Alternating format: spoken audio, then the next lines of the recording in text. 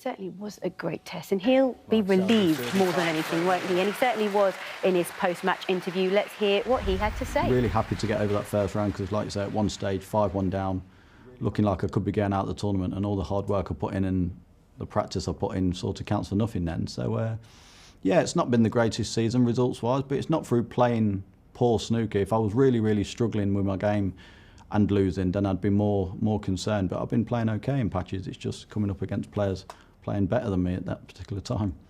Well, being a 3-times champion, you can never underestimate him, can you?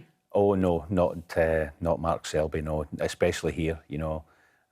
He's a course and distance man, 3 times a champion, as we say, and he'll have a lot to prove. And that was a good test, as we've already alluded to, for Mark Selby. And going into the draw, he's playing Gary Wilson now. He'll expect to win that match, yes, but now that he's got his teeth into this tournament, he's going to be super dangerous. And as you said, you know, he's had quite a patchy year. He hasn't had the season that he would have expected or wanted. However, here at the Crucible, it can bring something different out of you. Yeah, and it probably will, you know. I know he's been practising hard coming in here, as he mentioned. You know, he's been practising a lot with Barry Hawkins, actually, so that'll stand him in good stead. Will it matter to him that he's not world #1 anymore? No, I don't think so. I think he's been there long enough, 49 months, something like that, in a row, which is an amazing achievement. Ronnie's just taken that mantle from him. But no, that's not in his mind at all. It's just win matches here. Well, speaking of Ronnie, if you missed the session yesterday between Ronnie and James Cahill, where were you? Well, don't worry, here's a quick catch-up and a reminder of the story of session 1.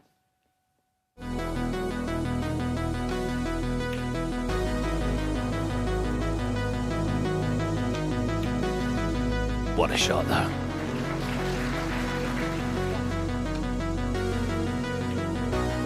What a shot. Fabulous first frame for James Cahill. He takes it.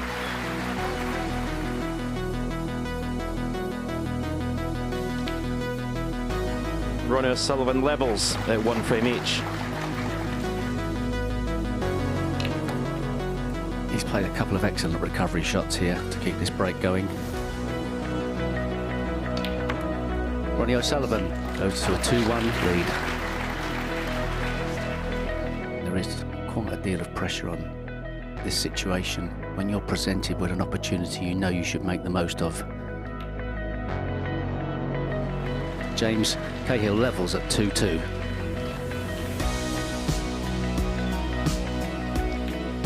That was a beautiful shot, it really was. Like to even things up.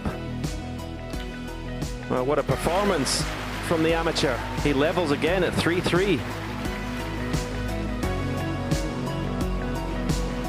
Oh, I just think he's playing too quickly. James Cahill, he's levelled the score at 4-all.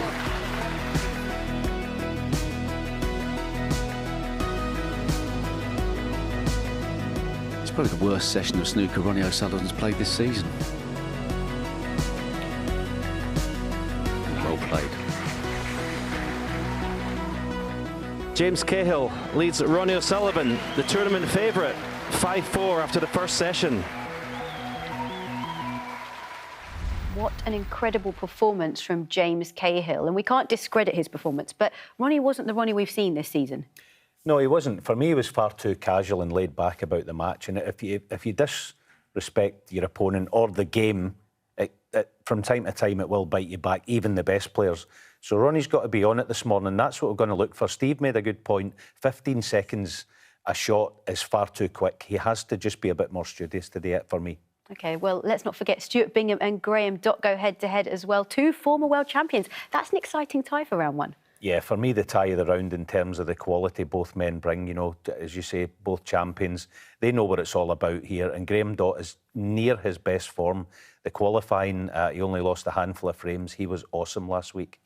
So as for Ronnie and James Cahill is about to play arguably the most important session of snooker in his life? Yes, without doubt. I mean, as for Ronnie, we know about Ronnie. There's no mistake anymore. We know what he's going to bring. For James, we're going to find out an awful lot about this lad this morning. But more importantly, he's going to find out about himself. If he takes this 7-all, 8-all, the reality will dawn on him. I could take out Ronnie at the Crucible.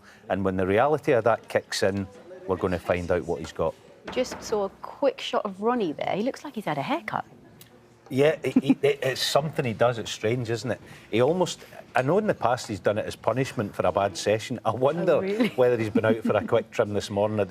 Interestingly as well, he's not been in the practice room this morning. I noticed You know, we've been in here for an hour. He's not been here. He'd probably been up the road at one of the academies. But big day for the youngster. Probably likes to keep himself to himself. Yeah. Well, it's now time. Three former world champions and a debutant are about to take to the floor. Rob Walker, it's over to you.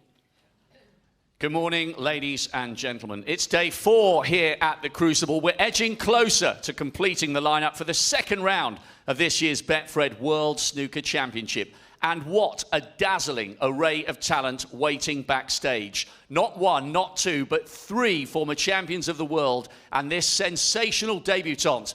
It's showtime once again here in Sheffield.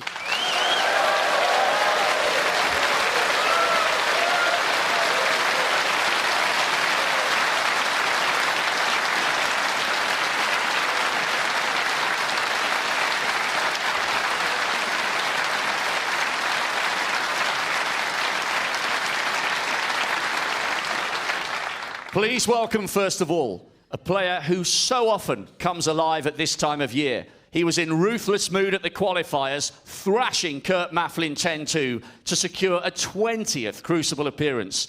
3 times a finalist, he lifted the big one in 06. Still going strong, 22 years after his debut here in Sheffield, he's the pocket dynamo, Graham Dott.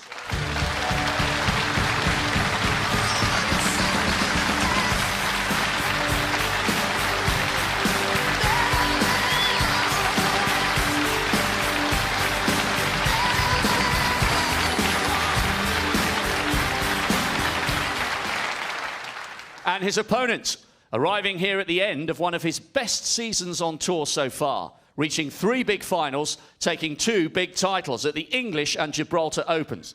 And of course, he enjoyed his finest run of all here in 2015, lifting the big one in a classic final. Here comes the pride of Essex, Stuart Ball Run Bingham.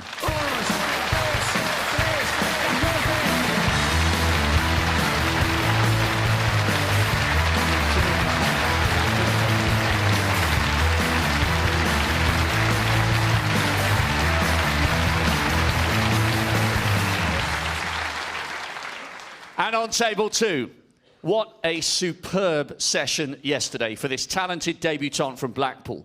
He continued his momentum from the qualifiers to more than hold his own against the world #1 and pre-tournament favourite. The first amateur ever to appear at the Crucible.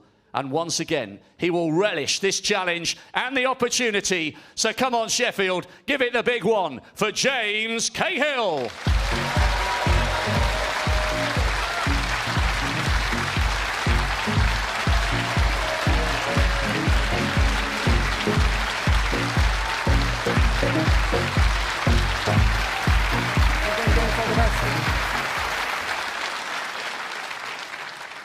And finally, a player still at the very peak of his powers, 26 years after his Crucible debut.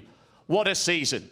1,000 centuries, 5 big titles, back to world #1 for the first time in 9 years. 5 times a champion of the world. Blink and you'll miss him. The Rocket, Ronnie O'Sullivan.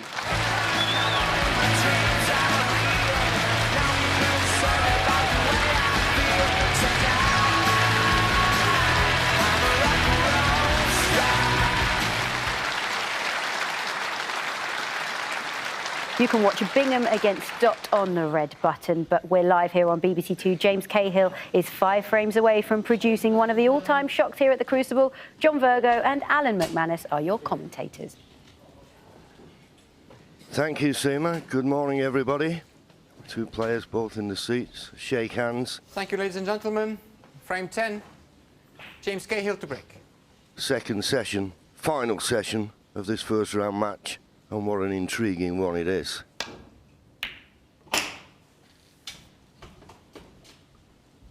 And it begs the question almost immediately, Alan, which Ronnie O'Sullivan is going to turn up this morning? Yes, as I was saying with Seema next door in in the studio, he was really quite blasé about his approach yesterday. There's nothing blasé about that water starter. Just what he needed. One. So many times Johnny produces when he absolutely has to, and he has to this morning. You know, he's 4-3 in front yesterday. James finished the session strongly. 3.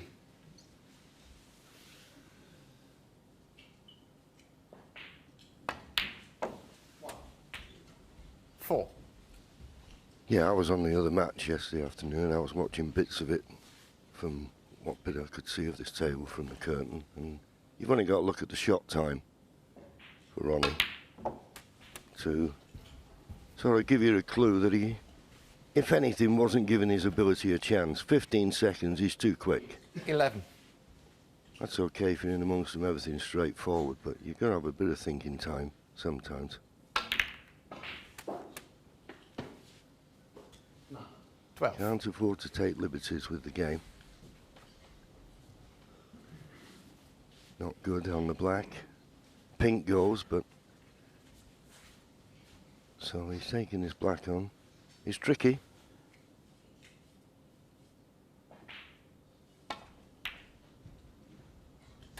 Just about struggled in. Good shot.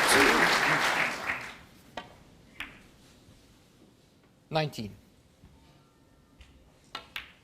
Yes, and already you 20. can actually detect just taking his time that bit more this morning.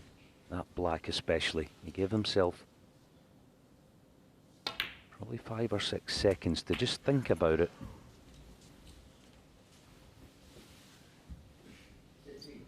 26.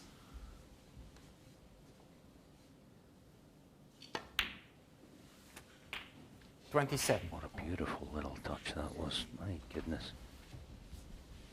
Just done across the face of the red.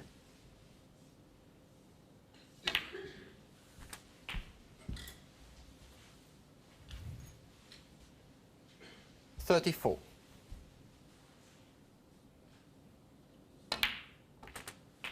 $35. Just let the cue ball run loose a fraction. He may be able to play a little cannon and hold into those 4 reds just below the pink. Well, he's held it well enough. Frame winning opportunity now for certain. 42.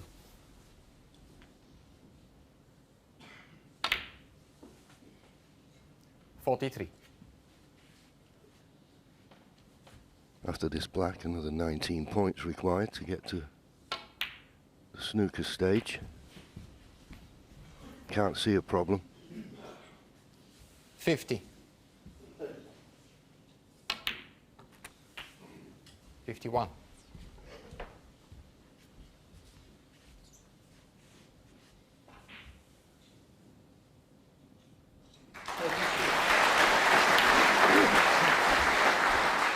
There's an example of the crucible down on the shot, just about to hit the cue ball, and the 57. applause from the other side of the arena. 58. Got to stay focused here. So this blue and one more red.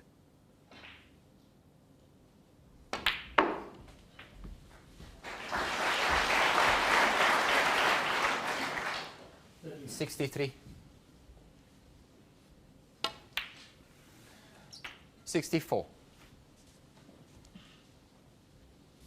In fact, this black to go 71 points in front with just 67 remaining. And it's all happened in less than 5 minutes.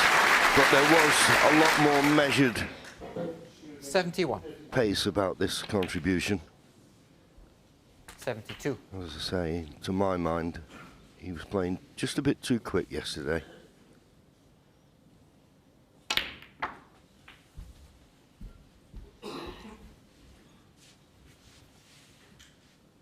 $78.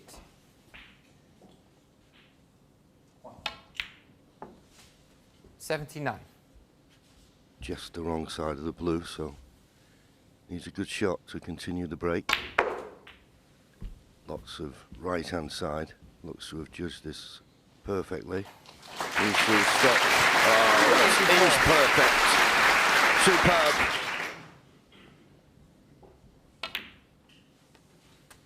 $85. Yeah, as I said earlier this morning, there's no mystique about O'Sullivan anymore. No surprises. Been doing this type of 91. thing since Methuselah was a nipper. Look at this. Oh, not quite. 92.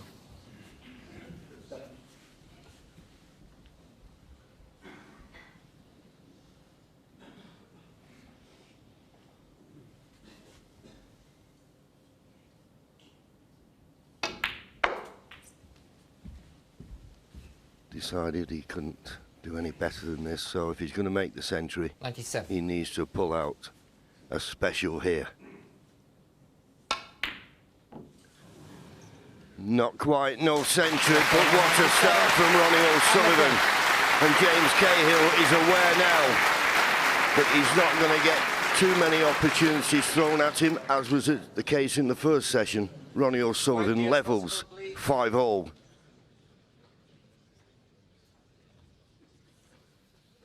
Well, terrific opening red iron, and then from there, and as I said at the time, you know, just that more measured approach. Here's the red, and tremendous start to the morning. It's amazing, isn't it? Time and again, he seems to produce this when he absolutely has to. A stunning shot.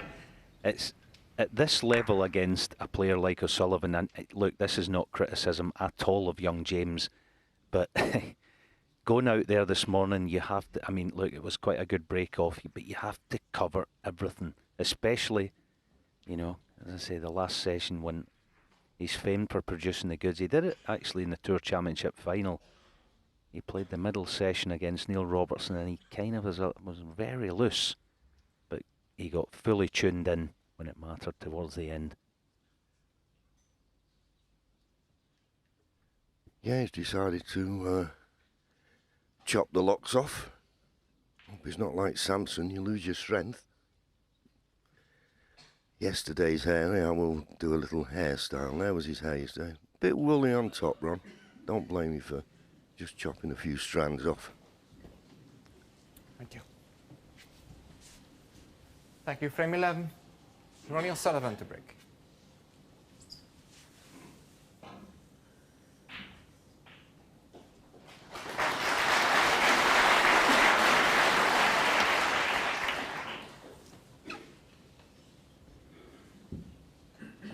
Foul. James Cahill 4. Something else just worth noting as we get frame 11 underway is that the cushions had a recover last evening at the close of play, not the bedcloth, just the cushions. What that does mean is that any reds along the cushion, maybe playing them softly, they've got more tendency to just slide in off the jaws. Something to bear in mind. Now, tester for James. Where's the red? Well, maybe a little bit aggrieved that having missed it, which you'd have expected to get it, he's left it on for Ronnie. But what a poor break-off shot from Ronnie to break off and go straight in off.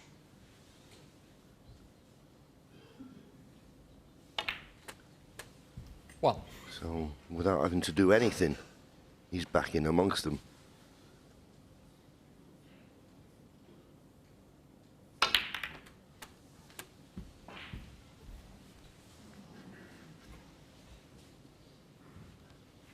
Eight.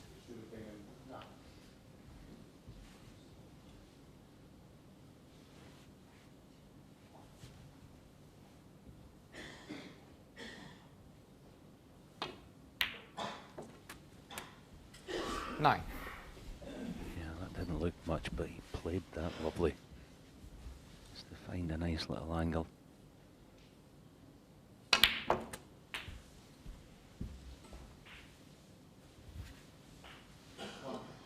Yeah, that's his 16. stop shot. Stunning round off two cushions, but not quite hard enough, so up for blue or bought colour. 17. Could hold nicely for the blue. Has his own way of break building, Ronnie. He's not one that immediately goes into the cluster. because every time you play a cannon into a bunch of reds, you are trusting a little bit to luck, and with his ability 22. and cue ball control, why do that? Well, certainly can run through for the black here, where he could just flick off the second red. 23. Got a couple of loose reds to go at. Yeah, this is quite key now. That red, the loose red, it's key that he can land on that quite straight. Not on that one, but being able to play, as I always say, as a hybrid lefty, that's just fine. Some asset, isn't it? He's going to have to work this cue ball. And he lost it though. Just short of the 31. ball line. Yeah, he couldn't avoid the kiss on the second red, and well, he can roll green or brown in. He wouldn't have to do much to have a shot at the next red.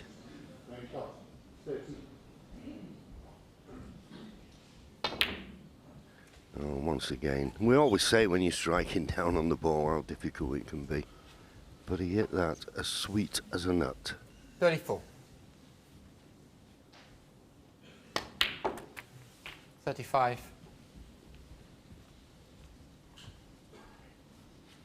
Yeah, red nearest the pink will go, I think. So he has options.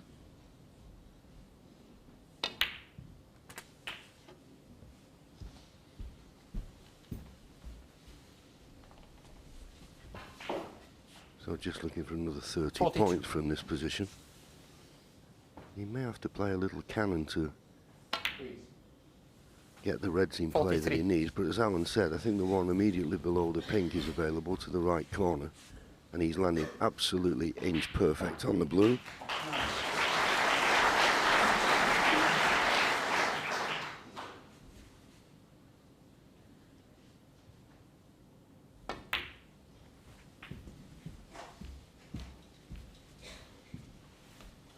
Was he still on this red? He's let that 48. cue ball just run down the table a little bit too much. Getting down quick, he should be all right. Ronnie Well, O'Sullivan, he 48. just overhit that positional shot off the blue, and that's what caused him to be playing this red into a blind pocket. And also it was tight. No doubt he hit the red first, but he should have been straighter on it. Just having a look to see if there's a possibility of a 3-ball plant here. No, he didn't think so. He's just playing safe. He's having another look at the 3-ball plant. He can screw up the table. I'm not certain it's on. Oh, but it was. And it was only a second thought to play it. One.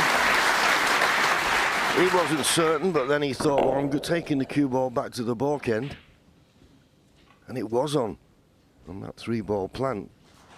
Can get him right back in this frame.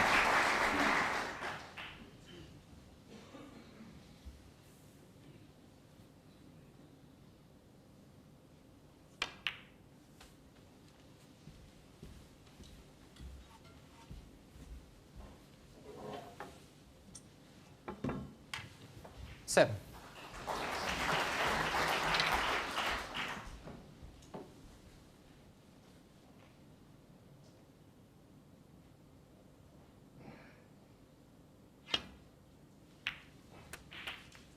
Thank you. 8. Nicely on the black. Just play a little cannon into the 4 reds. Just below the ping. Just loosen them up.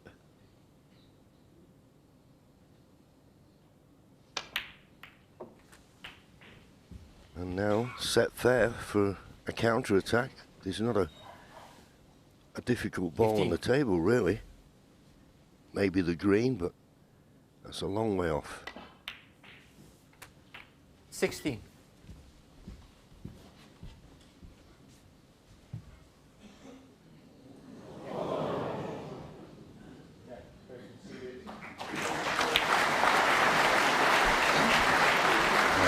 Very loose.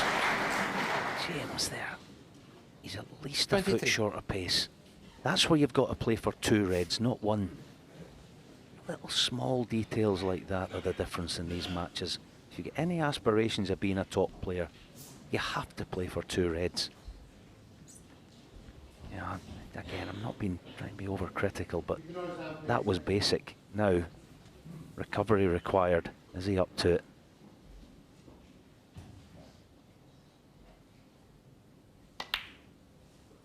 Oh, by jingo, he is. What a good recovery. But not perfect again. Tricky pink. No guarantee of position.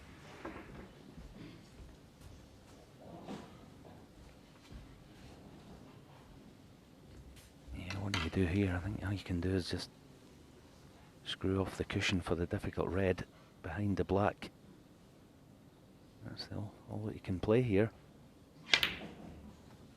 Played it nicely. Played it very nicely. So shot 2 of the recovery negotiated.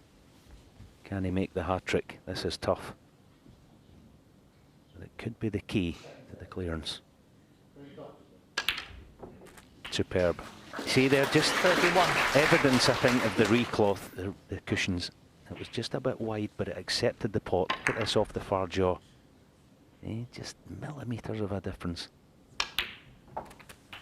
That's better. Now, being able to play for pink off this red is actually better. 38. Anything low in the pink now. All about his cue ball. 39. Just about okay.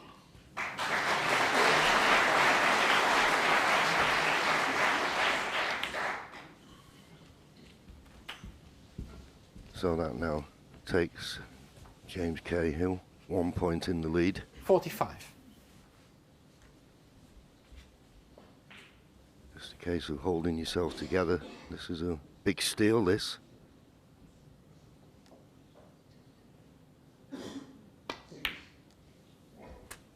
$46. As I say, and I said earlier, the only problem ball is the green, but it doesn't look much of a problem.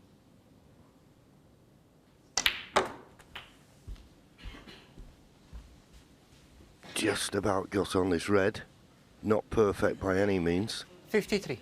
And in potting it, he may be kissing the pink, so it could affect the position on the colour.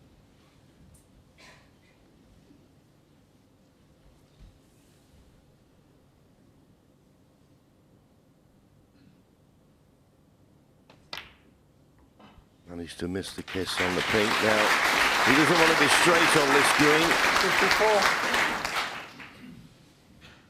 I think he's straight enough. He didn't want to be on the green, but playing the red as he did is the only colour he could play for. Well, hasn't he struck that well? It wasn't much of an angle, but he made the most of it. And now all set fair. 57. To go back 1 frame in front. The most impressive thing, 59. there's been a nonchalance about this contribution. He is right up for the task this morning. And what a blow this would be. 62. Yes, just the brown needed. And that misread from Ronnie from a poor positional shot. Has cost him. Very well played. 56.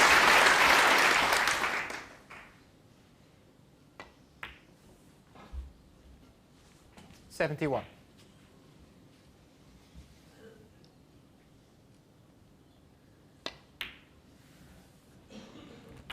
$77.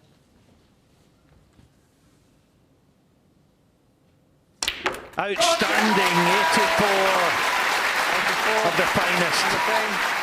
And the young man makes a big statement. He's back in the lead at 6-5. Quietly as possible, please. Thank you. Ronnie sips his water and just sits there. Slight yawn, but that was very impressive from young James Cahill. And it all came about this because Ronnie looked to be perfect on the blue, and to me, Alan, when you play the shot, I'd rather come off the side cushion. I think you got more control. If he was high on the red, it wouldn't have mattered. He's stunned down, stunned too far, left himself this red, which he was always going to be worried what colour he was going to finish on, and just missed it. Yeah, just short of, as you say, John, straight in the red. I tell you what, it was a great spot, the 3-ball plant. I didn't see it at all, John. It was value, wasn't it? Well, the amazing thing was he looked at it, and then he got the rest out as though he was going to play safe and didn't fancy it. And then he thought, well, it'll go close to the pocket. I'm getting a good cue ball. The pink's over the far corner. So he decides to play it. In it goes. And then Ronnie never got a chance to come back to the table. So, well spotted. And as I say, it seems to be a second thought to play it. I bet he's glad he did now. Yes. That's what we always talk about, value in shots, wasn't it? And that was the case in point, as you say. It was good cue ball, pink over the yellow pocket. But to take advantage the way he did, there was a little recovery, wasn't there? 3 shots in a row midway through the break. Outstanding. Lots to think about then. I think the one thing we haven't seen yet in this match, we haven't seen any safety play. Oh, this morning. I'm not talking about the match, this morning. And it'd be interesting to see how, or if James can compete with Ronnie in that side of the game, if there is any.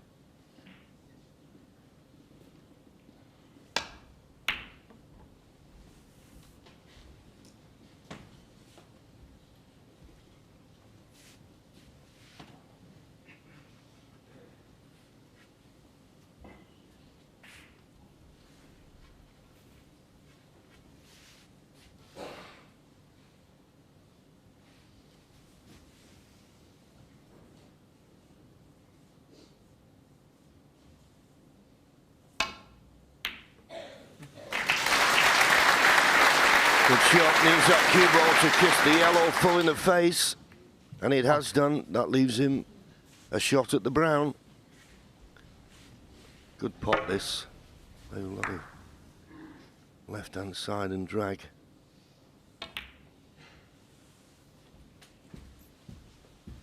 And once again, judging the pace nicely for this red, although I say that, he's probably just run an inch too far. Can't play for the black. 6. Not got the right side of the blue. Just looking to see if he pots the blue, screws back 18 inches. Can he get to the red to the right corner? If he can't, there's nothing else to play for.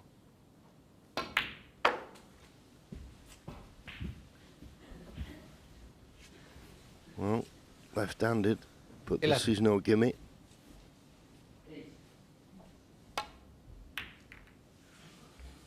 Played it delightfully and controlled the cue ball low on the black, so he's going to have to play a cannon.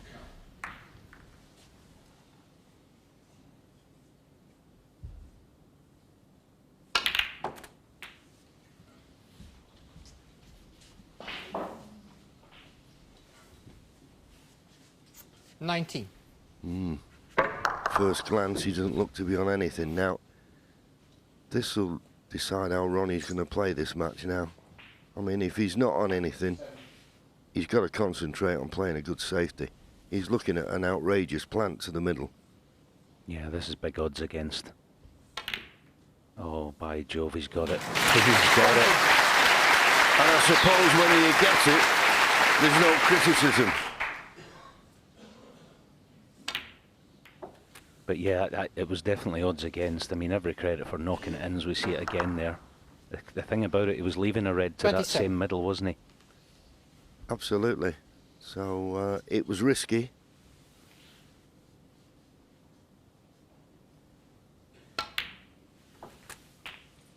Listen, with a player of this man's ability, you can believe you can pot everything, but nobody can pot everything. And as James Cahill proved in the last frame, given half a chance, 33. He's quite capable of winning frames at one visit. 34. Didn't hit that well.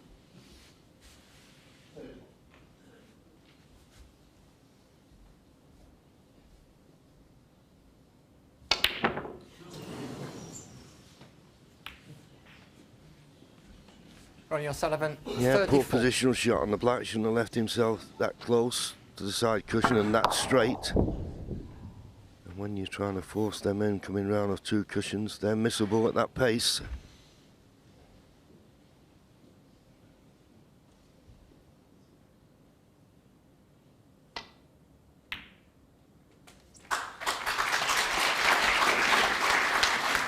One.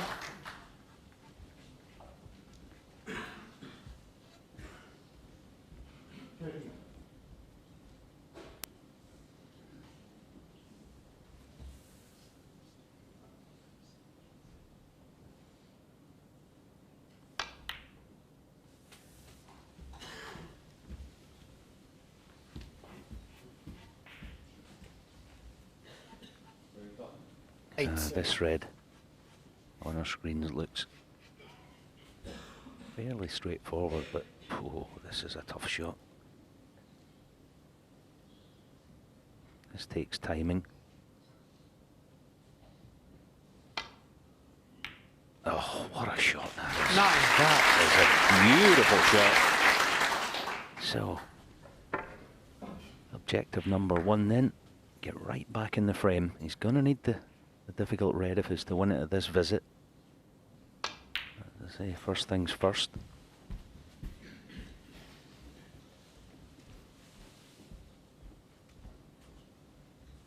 $15.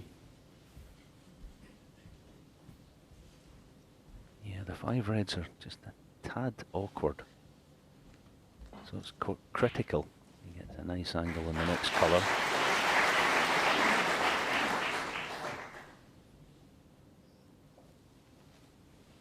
I wonder if there's value in topping this through and trying to dislodge the red this time. It just depends. He may just try and snick the red and push it out. Oh, good shot. 16. The only problem with that, and as Eddie Charlton used to say, when you pot a red and try to develop another red, you're never guaranteed good position on the colour. Although, having said that, this blue isn't too difficult.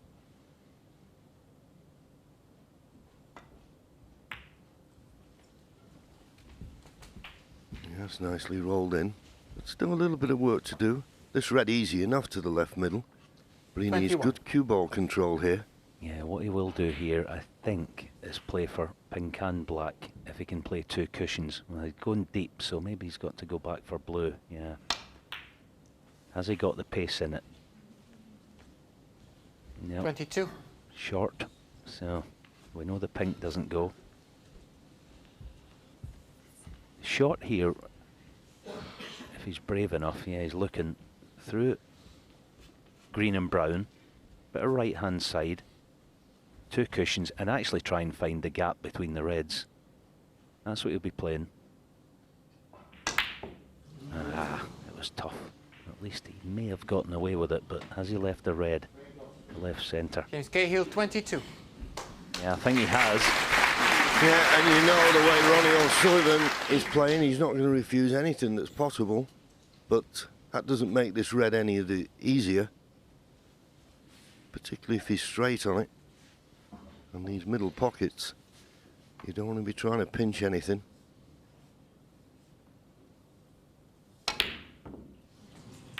Playing it with pace.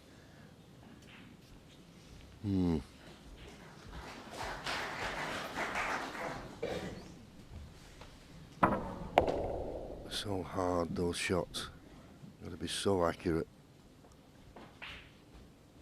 And James can pot this red to the left middle, and I think if he rolls it in and it goes in, he'd be on the black for certain.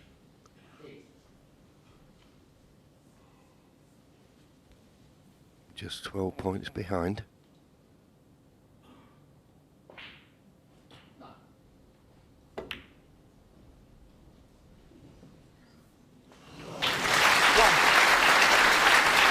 Any harder, it wouldn't have dropped. But it did, and he's on the black.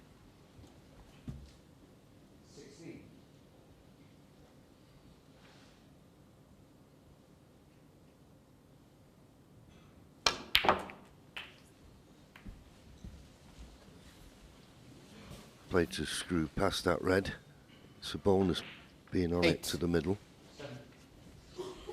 But once again, these middle pockets are tricky.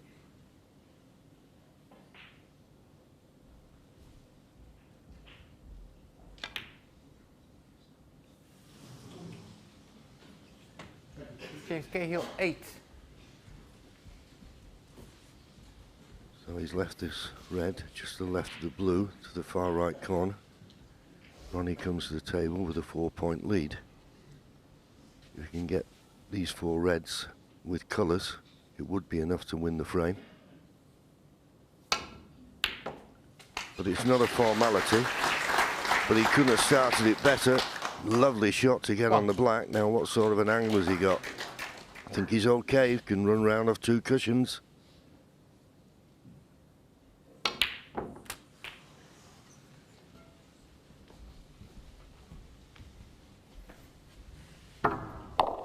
Well, you could hear the ooh from the Crucible audience as that rattled its way in. 9. I'm not certain if that red just to the right of the green will pass the blue.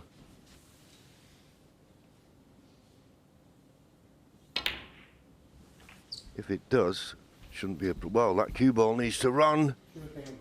He snookered himself on the red he played on.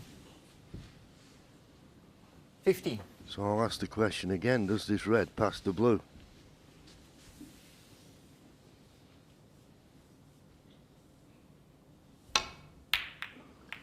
Well, it did just pass the blue. Ronnie O'Sullivan, 15. But it was a tough shot. It was a poor shot off the pink for position. So that's 2 positional shots, one in the last frame and one in this one that could cost him dear here.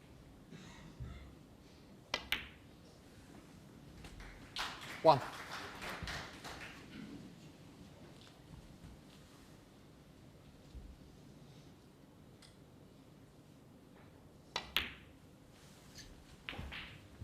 Isn't it funny what a clearance like James producing that last frame can do to the dynamic of a match?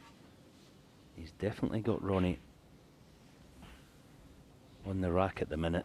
Can he keep him there? This frame actually. Oh, James, that is basic for any player at this standard. James I was about to say this frame really won't start in earnest until we get to the green. Obviously, it's going to be the key ball.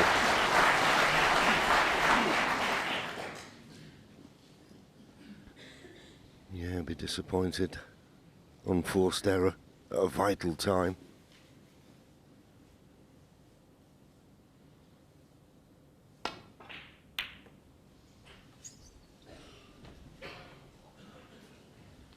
Half-hearted attempt to the pot, more concerned about the cue ball.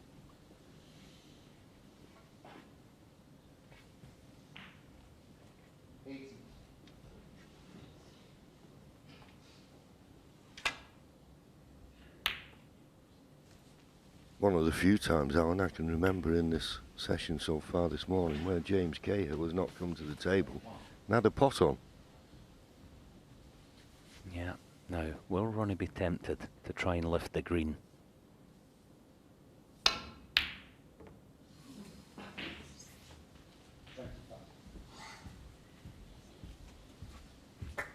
Left a chance, but as Alan has already said, the green is going to be the key ball to this frame.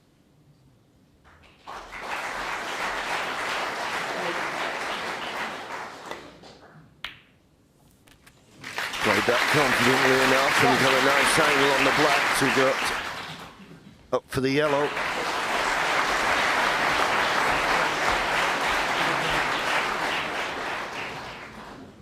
Yeah, he's just checking the scoreboard now. He has options here. Obviously going to play for yellow. Be nice to drop in behind the green, but if he doesn't, he has to make sure that he gains the upper hand in the little safety battle. This looks good though.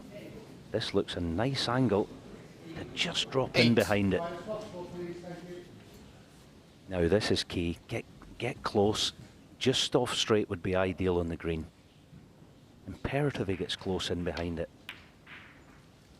Very nice. 10. Just off straight. This is all composure. This shot is. Don't overhit it. Up 2 in, including the pink, to steal another frame.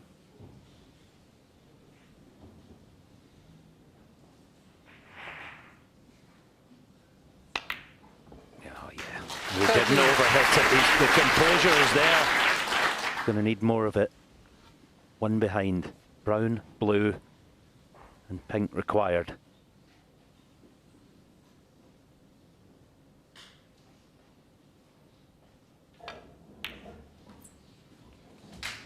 Sweet. There's a bun. Just got the right angle on the blue then.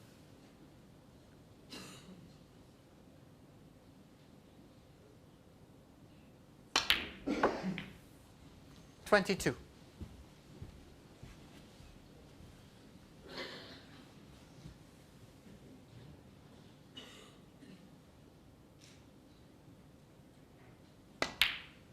There's never been more than a frame in it in this match, but now there is. James Cahill with another clearance to open up the 2-frame lead. He's in charge, he's 7-5 in front.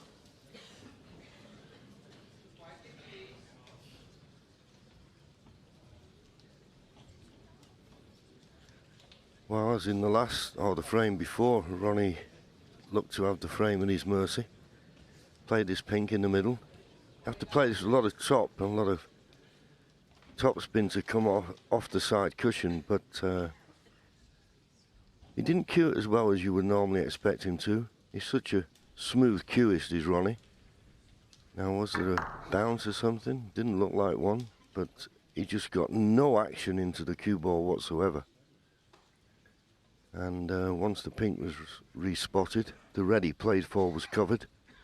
The red that was just to the right of the green, just past the blue, but from that distance it was always going to be difficult. He was given another chance after that, but he's got a match on now. But the one thing, and I did mention it just casually, that was the first, there was one shot where James Cahill came to the table and wanted a pot on. I think Ronnie's just playing into his hands. He's just playing a very open game. We know, apart from his break, but Ronnie O'Sullivan, he's one of the best safety players in it. So why doesn't he just take time and just slow it down a bit? Yeah, I couldn't agree more. Knuckle down. There's nothing better in this game. If you feel like your opponent's just off the pace, and you feel like you're going to get a few freebies. Thank you, frame 13. So, as I say, Ronnie O'Sullivan to break. 2-frame gap for the first time. A massive frame, the last before the interval. And for all that Ronnie's been off the pace this morning, we have to give massive credit to James. He has been superb. 2 clearances have been outstanding. I think that, as I say, the watchword has been composure, and he's shown it in spades today. That's a clever safety shot too. Trying to utilise green as the blocker, and he's got it. Fabulous safety shot.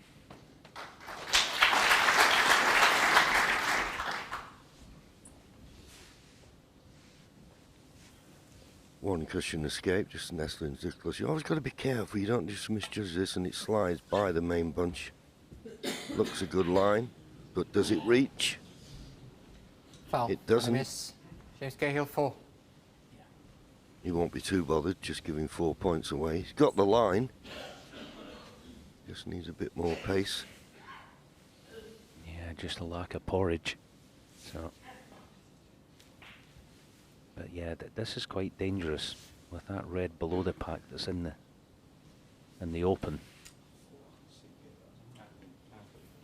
Yeah, mid back then.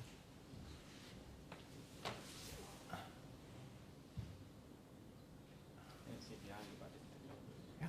Can you bring it up, Desi, please? Yeah, Ronnie decides to go back to his seat and lets the referee Good. and Yes. the assistant referee. Ronnie, Desi. have a look, please. Yeah, James, thank you. And it is important because obviously Ronnie's got the line.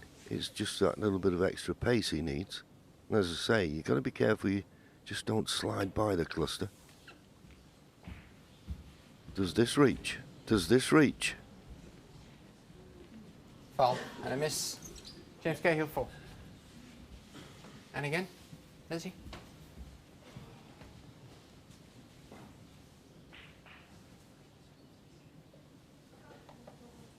They look insignificant, these points that are given away, 8 of them at the moment. But it can make the difference near the end of a frame, whether someone needs a blue or blue and pink. Yes. James, thank you.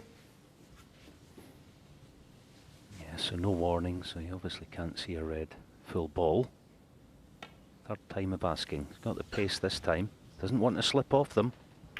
Yeah, got it full ball.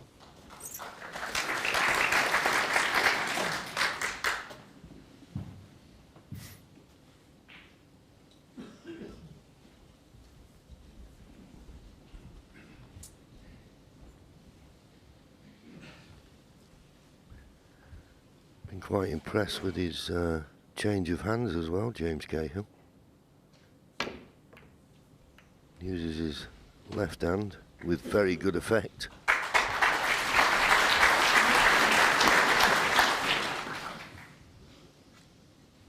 Now Ronnie needs a good safety here, needs to find that baulk cushion. Got to be careful he doesn't knock a red over the corner pocket. Under hit it, much too thick. Only the green can save him really, and it hasn't done. And when I say save him, hamper. Make it hampered queuing, but no, left a half ball pot on, hand on the table. Wouldn't expect young James to miss this.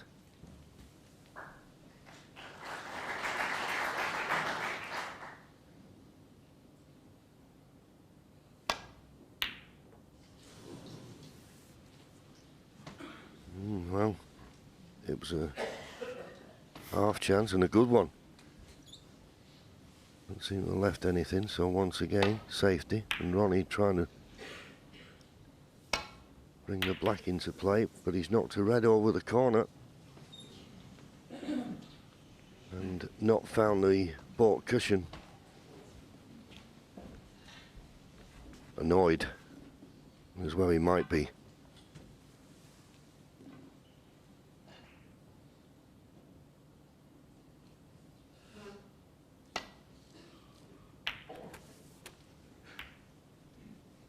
One. Yeah, that was a calculated risk, wasn't it? A wee bit unfortunate. I don't think the blue's really on. I mean, he'd have to work the cue ball. In terms of position, bridging over the pack, it's awkward. I think just the way the session's panning out this morning, it's just baulk cushion required here.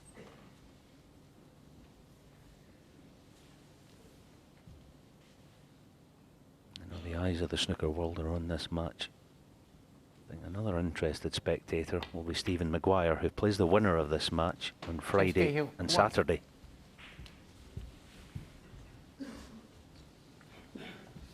Stephen did go home after his famous win against Tian Ping Fei in the deciding frame. Meanwhile, Ronnie trying to see a path back to baulk. It's very dangerous if he tries to go back to baulk, particularly with that red near the right hand side cushion. You would think it would call for containing, but he's trying to get back to baulk, it appears. Oh, superb. That's as good as a shot as he's played this morning. That is absolutely top draw. He needs a few more of those.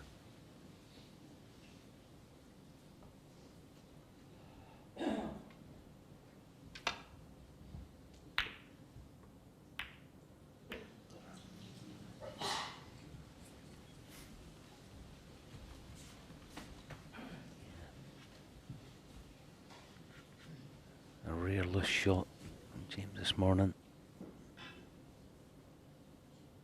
No, he's not with it, Ronnie. He's not with it at all. I mean, that's not a sitter, but can't afford to be missing those. 7-5 behind.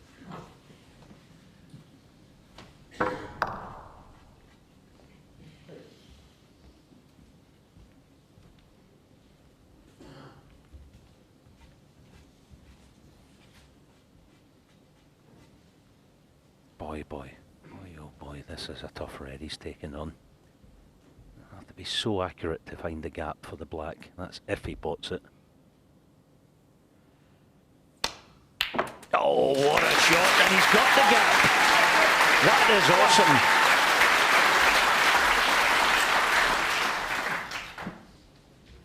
Other thing that does, it tells Ronnie, you leave one sticking out, I'm not going to hang back. I'm going to go for it. I want to win this match.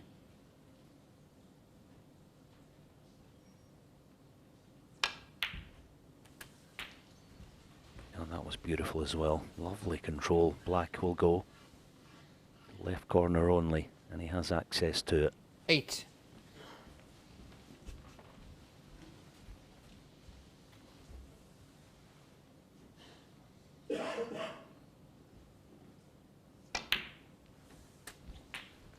Nine. Well, he's given himself the opportunity now. He can't obviously win the frame with the loose reds. He's sometimes going to have to open that bunch of 6 in the middle of the table. He could have played that better. That's by no means perfect. 16. This is tricky now, this red. And when a pot's tricky, you concentrate all your efforts into the pot. You never guarantee position.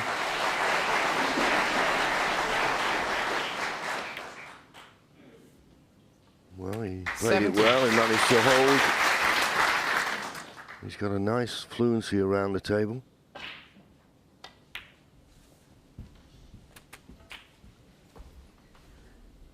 And I think when you're playing someone like Ronnie O'Sullivan, look at the average shot time. 24. 21 minutes, that's pretty quick. 15, maybe a bit too quick. I think when you're playing someone like Ronnie O'Sullivan, you can either be overawed or enjoy it. And I think he's enjoying the challenges, James. I have to say, in the first session, from what little bit I saw of it, he wasn't asked many questions to force Ronnie into a mistake to get in. Ronnie was making his own mistakes. This is a big frame, this mid-session interval coming up after this one. And a 3-frame advantage give an awful lot for Ronnie O'Sullivan to think about. So he decided there to play the cannon. Not ideal. He's still 32. got a red to the left corner, but he can't avoid a kiss on the second red. So that could affect position on the colour.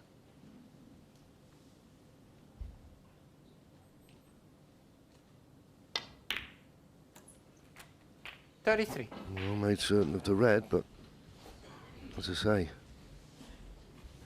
not certain where the colour is. I mean, okay, you could think of the green, but surely that'd be too risky to take on. 42-point advantage. Brown ball. No need to push the balls out.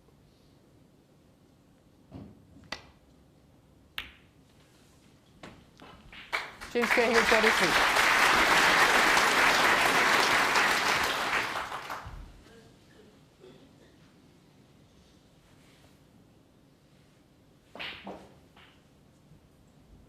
In a spot of bother here, Ronnie. This isn't a straightforward safety.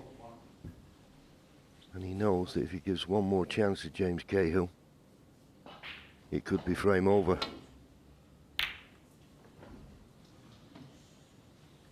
Well, from where he was, that's a pretty good effort. That's a very good shot. I know he's not found the baulk cushion, but he was in big trouble there.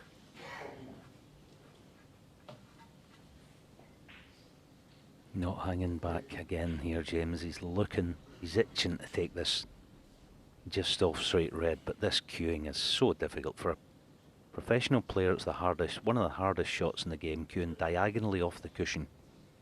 Awkward bridge hand, awkward queuing. Look at this.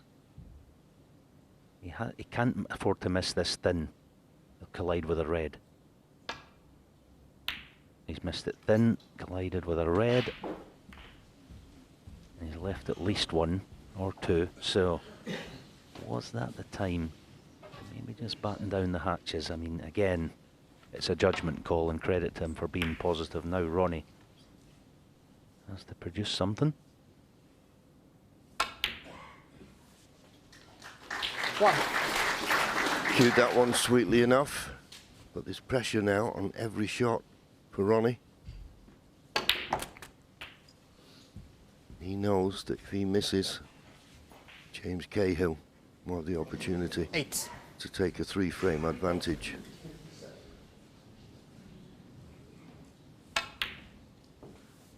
Nine. On the pink, not ideal. Potting angle taking him away from the reds.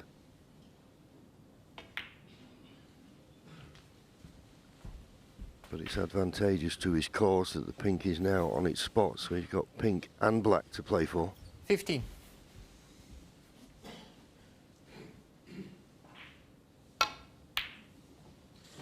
Well, trying to hold. Ronnie O'Sullivan, 15. And not good signs for Ronnie O'Sullivan fans, that.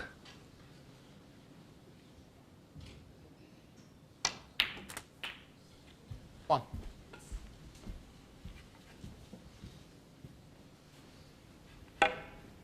Yeah, just off straight, trying to hold it. Another day, he could have rolled it in and bounced off the top cushion. But still, you wouldn't expect him to miss it. And once again, James Cahill comes to the table, doesn't have to do anything.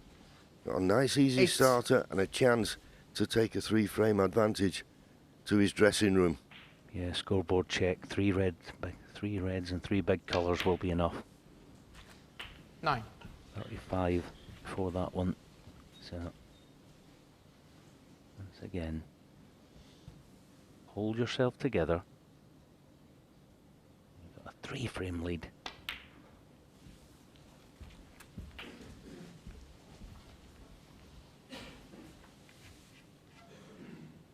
$15.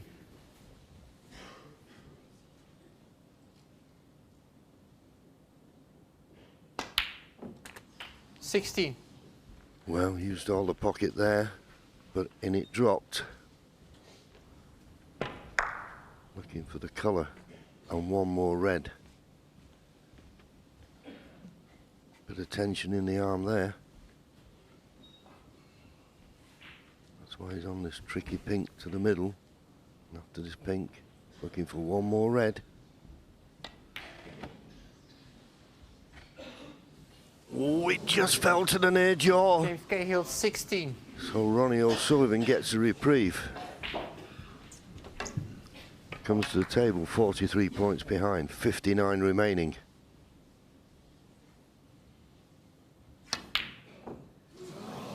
Wow, another miss.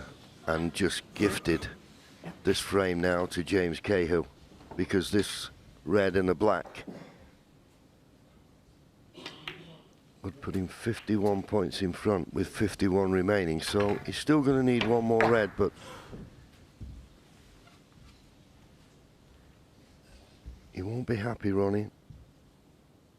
Such a naturally gifted player, and that natural ability is not coming to the fore yet.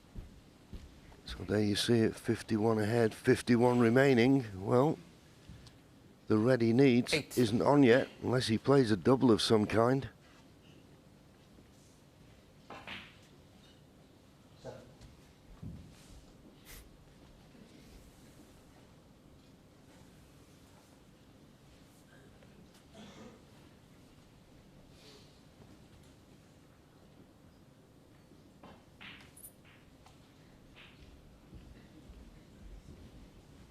Can just flick off this red and leave it near the side cushion, so he's got 3 awkward reds to as a bit of insurance, with Ronnie being 51 James points Cahill, behind 8. with 51 remaining.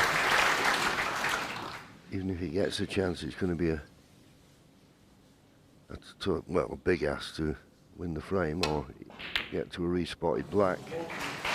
And once again, playing the pot. James Cahill comes to the table with a pot on. Doesn't have to do anything. He just keeps coming to the table and he'll have something to go at.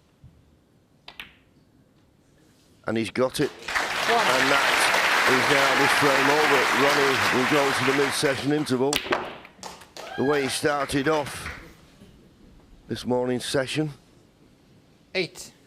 and levelled at 5-all. You thought, well, better things to come, but it's James Cahill now, who's in control of the table. Doesn't matter about the black. Ronnie O'Sullivan will concede, and they go to their dressing room. He's getting a lot of encouragement, is the rookie. Ronnie O'Sullivan with a lot to think about. He now trails by 3. James Cahill just 2 frames away from one of the biggest shocks ever at the World Championship. 8-5, he leads. It certainly will be one of the biggest shocks ever if he pulls this off. Now, I've been watching the match in here in the practice room on the screen. You were in the commentary box. How tense was it out there? Because I could feel the tension in here. Yeah, it's very tense. You can sense it out there, and the patrons sense something in the air here that, as JV said, history could be made. It's one thing coming here as an amateur, but to potentially take out the world #1 and Ronnie O'Sullivan could be in the offing here. Are you surprised from what you've seen from Ronnie? Not really. Not in the evidence of what we saw yesterday. He was not with it, and he's not been with it today. He's playing it again far too casual. Simple as that. And if you do that, you're asking for trouble at any level, far less this level, you know. So he's got a lot to think about in the dressing room. We mentioned when he wasn't in here this morning, you know, loosening up. You have to prepare properly, otherwise you're asking for it. Well, you mentioned that he wasn't with it, but in frame 1, I felt like he made a real statement with that first red, and we almost thought the Rocket's back. Yeah, it's almost like his talent again is just coming and not saving him, but his talent is shining through there. It's almost, you know, that's what he can do. He can do that at any given moment. But it was after that we saw some real loose shots, but loose mentally more than anything else. You know, he's still going jogging along there at 15 seconds a shot. That is too quick, you know. Whether he can save this, I don't know, but he's got a lot to think about in his dressing room. Well, he did go on to take that first frame of the second session, but then in the next frame, Cahill, well, he registered a fantastic plant to the bottom right. How impressed were you with this? Well, brilliant. I mean, it's offset, as if we see it from behind the pocket. It was just set to the right jaw there. The first red's, as I say, going to offset it. It was beautifully judged. Got the bonus of the 2 reds going near the left corner. But it was the composure that he showed to make the clearance that was incredible. And look, in saying that, look, he's beaten Mark Selby this season. He's beaten Sean Murphy this season. He's a blooming good player. He's beaten Ding as well in the past, hasn't he? He's beaten Ding in the past. He's beaten Holty this season as well. So he's got a real good resume. It's not like he's coming in wet behind the ears. He fancies it. Ronnie's got to realise that. Do you know something that surprises me, though, is that, you know, when you're at the Crucible, you've got the TV lights, you know, all eyes are on you, especially when you're up against the Rocket, but it doesn't seem to faze him. No, I think he's got one of those games, James, where he believes in himself and he's got bags of ability. He's not on the tour, but that's only on paper. You know, pieces of paper don't win matches. Ability does. He's got the ability. Ronnie has to realise that and knuckle down and accept that he's in a tough match. If he doesn't, I think James is going to get this done. OK, well, let's bring you up to speed with what's been going on table 1 between Bingham and Dott. So we're looking at 2 former world champions going head-to-head here. They've met on 10 occasions, Bingham winning the majority of their meetings. They actually last met in 2018 at the China Open, so they haven't faced each other in over a year. So let's bring you up to speed with what actually happened. So Bingham got off to a winning start in this match. He took frame 1. But then in frame 2, which is where we're going to join, Bingham's at the table and he's 15 points ahead.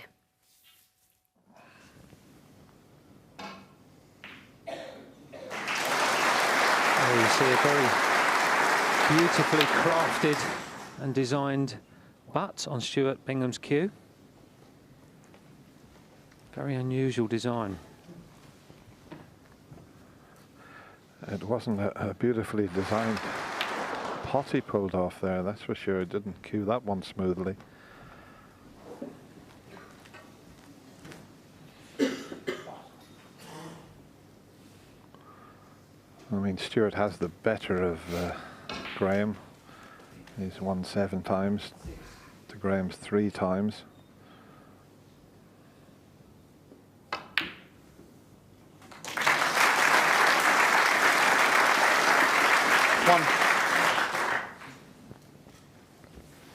Graham takes the opportunity to play an attacking double.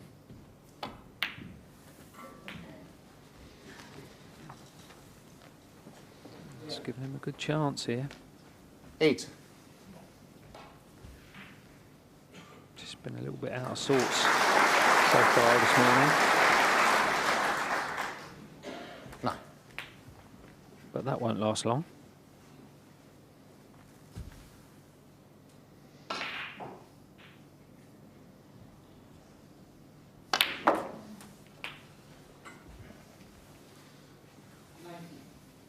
That's fine, he can roll this 16. in, not cannon the red on the cushion, finish nicely on the black. 7. A key shot coming up. He wants to cannon into the 2 reds, not the 1. The 2 reds would be ideal. That's where he'd love to get the cannon. And he didn't. He caught the end red. He needed to, let's just show 24. you it again. Instead of getting in the middle of those 2 reds, caught the end one, and well, it's on for the corner pocket. But he only really developed the 1 red just because he didn't get the cannon as he intended.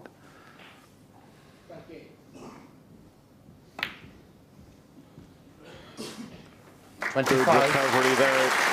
You could see the way he was striking with the top spin to run through for the pink. You can see just striking above center there.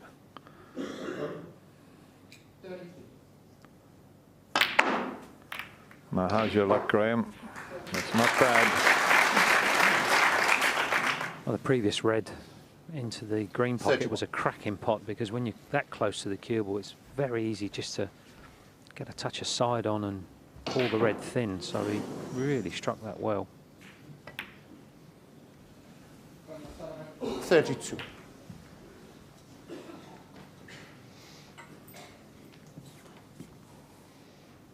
Just needs to be a little bit careful with the cannon here. He doesn't want to stick on the red, which is directly above the black and to the left.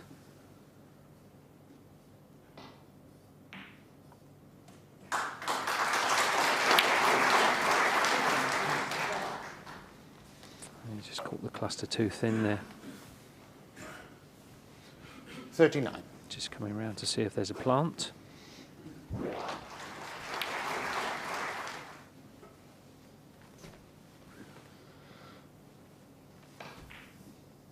This is a very thin safety shot.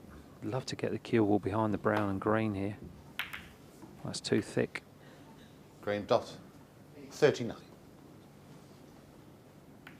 Now the green has come to his rescue. This is very awkward cueing now for Stuart Bingham.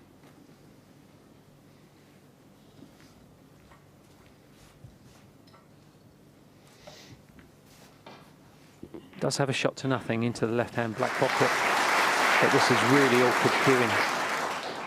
Very easy to hit this thick or thin.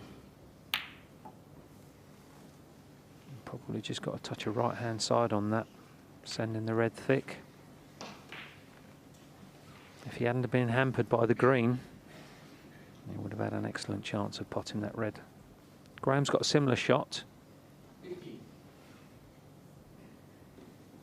but he's not hampered. He'll be on the yellow if this goes in. Well played. 1.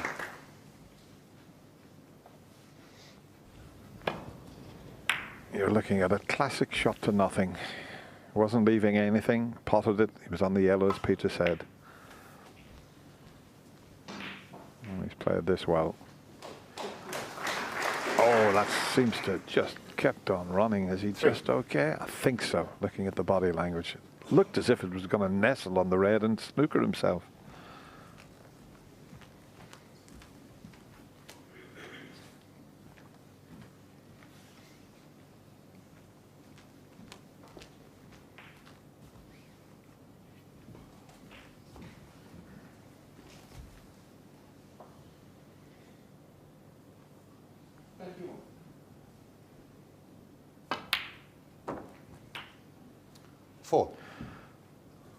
Needs to pull up.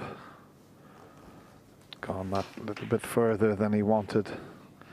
When you're level with the yellow, you know that it's a thinnish snick. Graham's just struggling with the pace of the table at the moment. It's running approximately a foot quicker than he's anticipating. And he's just had the cue ball clean. The only problem with having the cue ball clean is it makes the cue ball throw off more with side. And he will be playing this with left-hand side. The fact that he's above the centre of the white will compensate that somewhat. But he's actually overcut it. Well, that was quite incredible.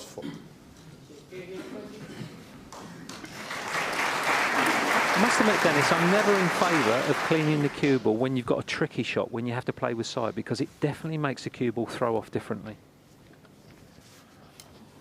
Yeah, you could be right, Peter. And of course, the referee's got the gloves on. He's rubbing and at the ball, and I always felt that there was a little bit of static could be created when you do that. Oh, he's potted one with the rest. He missed a couple. One. In the opening frame.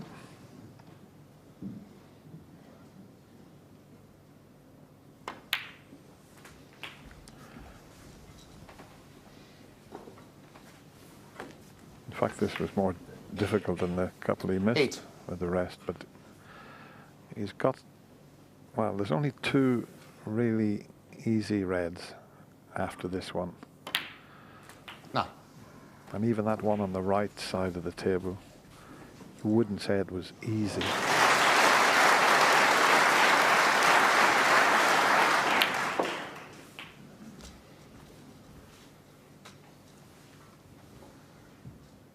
$16.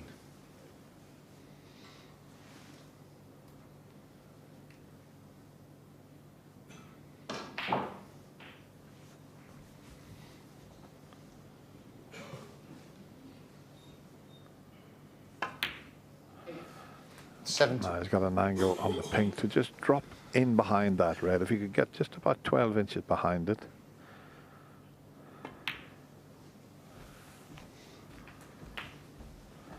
Yeah, doesn't need the rest this time, but it's all about getting an 23. Angle on the colour when he pots this. Yeah, got a little bit of angle to work with here. Now, has he got an 20. Angle on the black? He hasn't hit it hard enough. Needed the white to travel another 6 to 8 inches. He got a pot of the black, developed the two reds. Well, it's not an easy shot to judge, but I think there's value in playing the yellow and trying to cannon it into the two reds. If he catches the red on the left-hand side with pace, he could be pushing the other red towards the right-hand black pocket. He's not looked at it, but I think that there's real good value in taking the yellow on here. Can always play safe if it goes wrong. Well, that's a little surprising for me, Dennis. I think that was an opportunity worth exploring. 31.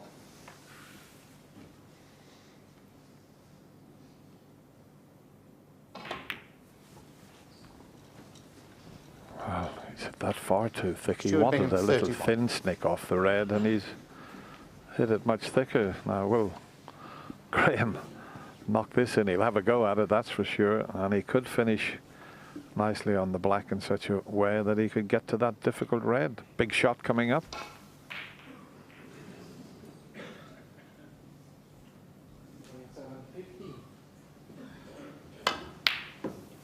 Wow. He won't want to. He wouldn't want to see an action replay of that attempt because he missed the pot by a mile.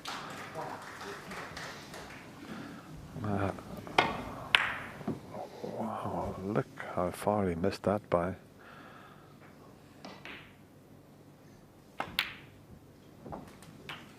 Well, that miss from Graham just goes to prove how much left-hand side he got on the cue ball there, because if he'd have played that plain ball, he could not possibly have missed it by that far.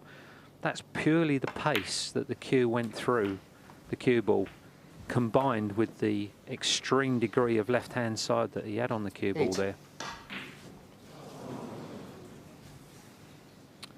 Well, this is no gimme.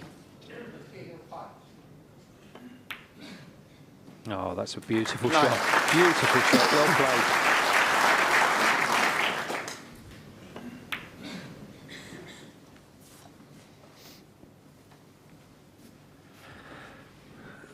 He's going to need up until and including the blue, because if he gets that far, he'd be 18 in front with 18 remaining, so he's going to need 16. the blue.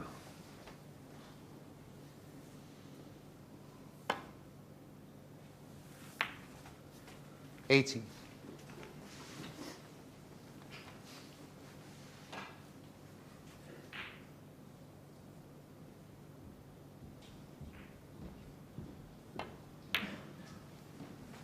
$21.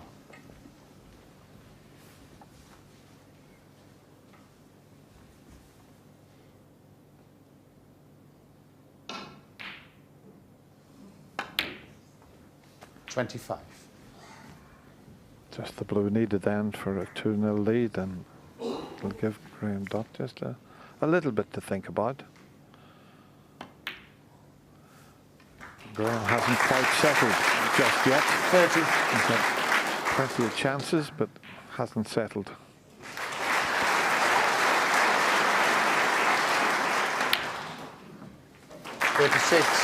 Nice thinking for the yellow pocket. And Stuart Bingham goes into a 2 frames to 0 lead. Graham Dutt a bit out of sorts so far. Well, you can continue watching that match between Bingham and Dutt over on the red button. But no doubt the story of the morning is James Cahill leading Ronnie O'Sullivan 8-5. And you said earlier on that Cahill's going to find out a lot about himself in this session. And he certainly will have, and so have we. Yeah, we're finding out a lot about this lad. You never really know until you come here and play and experience it, whether you're going to fit in, whether the crucible suits you. We've seen guys come here many times in the past and crumble under the pressure. For whatever reason, you can't put your finger on the reason for it, but what we do know is that James is enjoying himself out there. He's having a ball, and I don't see him balking at the winning line. If he's not shown any sign of seeing the winning line yet, that will come. But I don't think he's going to have a problem getting over it. You just feel that way. OK, from Ronnie's perspective, he's a champion. He's the world #1. He has to dig deep now. He's got to dig very deep. As I say, I don't think his opponent's going to just give him the match here. He's going to get punished. He's going to have to find something in the dressing room because he's not been with it today. There's no doubt about it. He's got it all to prove. Yeah, and we spoke previously about him working with sports psychologists like Steve Peters. But as we've said, all of that aside, this is his moment now to prove why he is world #1. Yeah, when you go out there, you don't have many friends. The only one you've got is your cue and your technique. Apart from that, forget it. You've got to figure it out yourself out there. It's a puzzle, not just on the table. It's a puzzle of the mind. It's a frame of mind out there. He's got to find out a way of getting this done, you know. Do you think the interval perhaps came at the right time for Ronnie, for him to reset? I don't think it'll do him any harm. I would have liked to have seen him in the practice room if I was in his corner. He hasn't been in here, so we're going to find out, as I say, you know, how he handles this as the boys just make their way out. OK, well, I hope you got your running shoes on, because we're going to run back to the commentary box. Thank you for that, and we'll head back to John Virgo. Thank you, frame 14. Yes, thank you, Seema. Big moments now in the snooker life of James Cahill.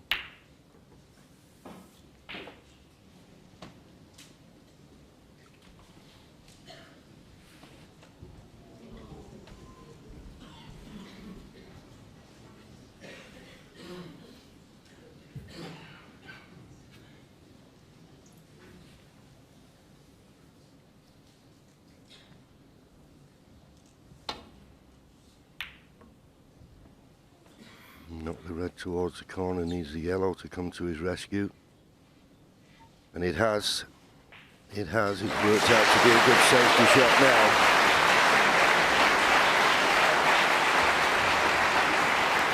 Just coming off the 2 cushions to nestle on this red near the left corner.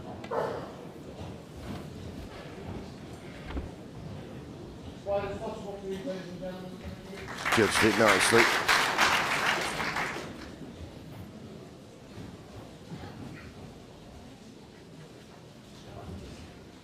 We always say in these situations, as long as you can keep your opponent 2 frames away from the winning line. It gives you a little bit of elbow room, so to speak. But what's this shot? I mean, that's unbelievable. And if he's covered the red with the blue, Ronnie O'Sullivan has been very fortunate. I mean, that was just an elementary error. One of many in this match, it has to be said. Having to swerve it.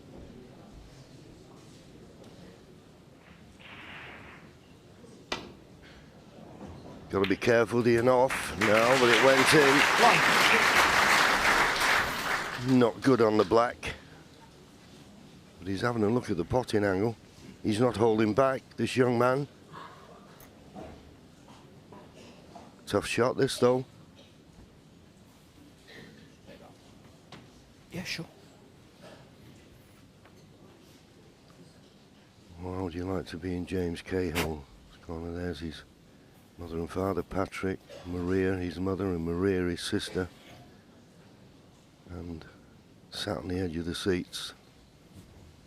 Big shot coming up.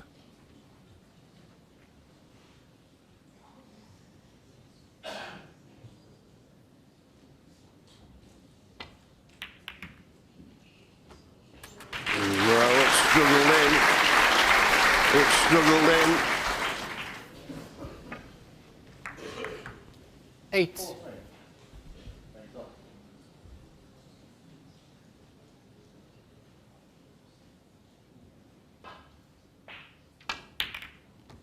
Oh, yet 9. again.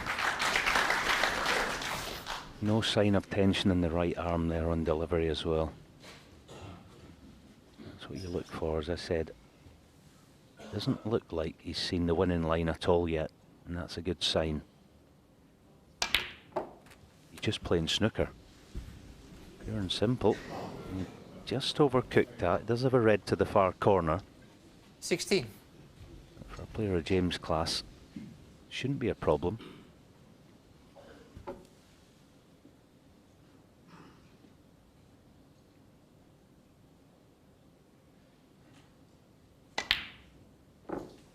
Struggled in. As I mentioned at the top this morning, new cushions on the new cloth on the cushions, sorry. That just helped.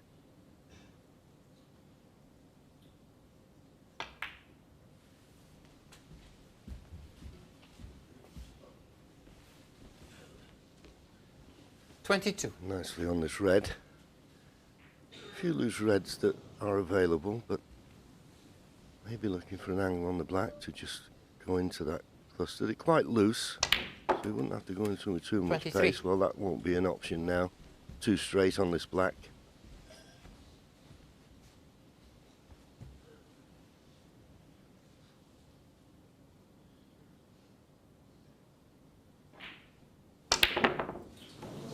Trying to force the angle. Oh,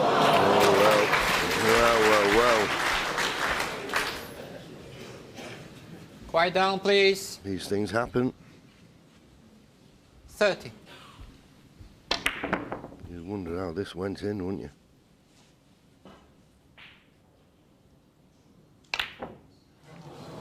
Well, he didn't take advantage James Cahill, of 30. that stroke of good fortune. Disappointing miss, that one. And I don't think he missed it because he was feeling guilty. 1. So, Ronnie, with a chance. Nice angle on the black. We'll probably go into them because he's only one loose red and he's got to disturb something at some time, and he couldn't get a better opportunity than this.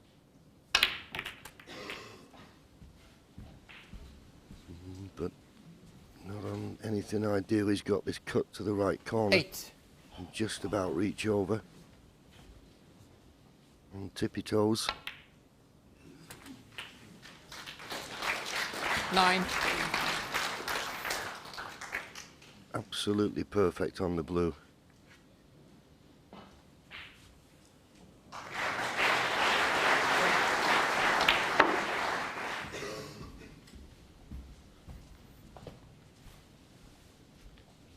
Big moments 14. in the match now for me, this. Ronnie needs to make the most of this opportunity that's 15. presented itself from nowhere, really.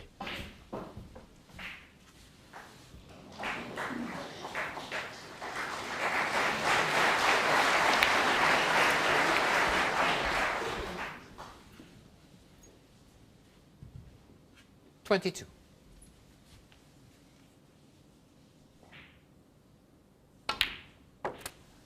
$23.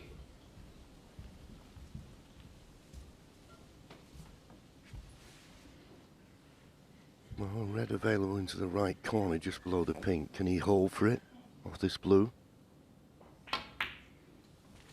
He could, quite comfortably. But now, after this red, 28. the work starts, because red's a little bit awkward. 29. And he needs an angle on the black, which I think he's just about got one.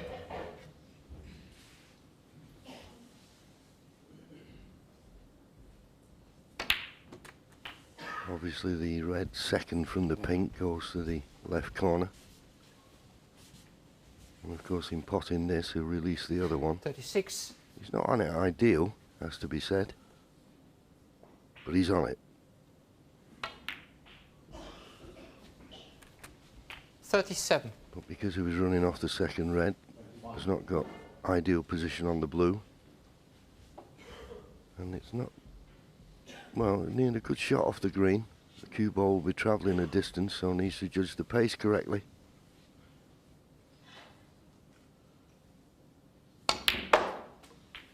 Hit this too hard.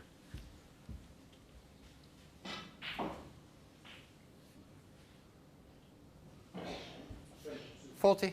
So that's end of break. Quick glance at the scoreboard, got a 10-point advantage now. Good safety shot required. He's playing the double. Well, he's got the double.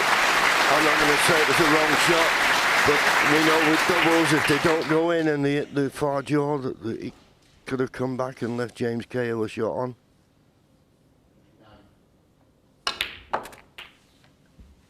But it went in. And now a chance to win the frame at this 48. visit and punish young James for that easy misread into the corner. 49. Now, I'm not certain about the availability of these two reds just to the right of the pink, and I don't know if he's got the angle on the pink to nudge into them. Well, he did. Another quick glance at the scoreboard, 25 points in front. 55. Two reds, two colours still needed. 56. Yeah, he's been looking for some inspiration all morning. Will adversity be the factor that he just needed to get himself going?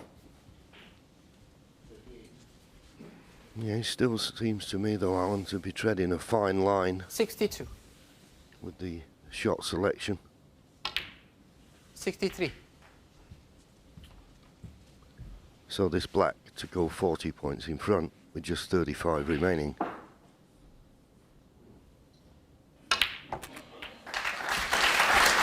Yeah, he seems to be playing more an instinct this morning 70. than method. Another double will keep James Cahill in his seat. When he fluked the black, you thought, well, what a chance to win the frame, but he missed an easy red. And he's been punished for it.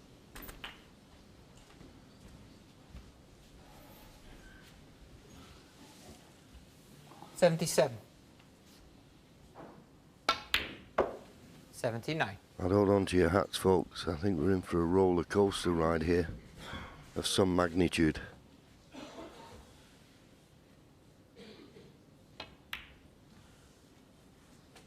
$82.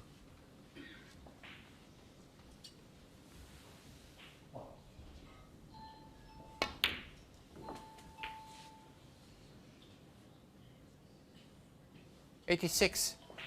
Switch that off, please.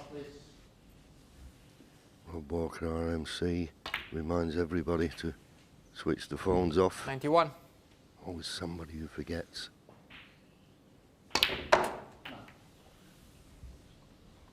$97. And this for the century. superb. That's what Ronnie O'Sullivan is all about. He pulls a frame back, but he's still back is firmly against the wall. He trails now 8-6.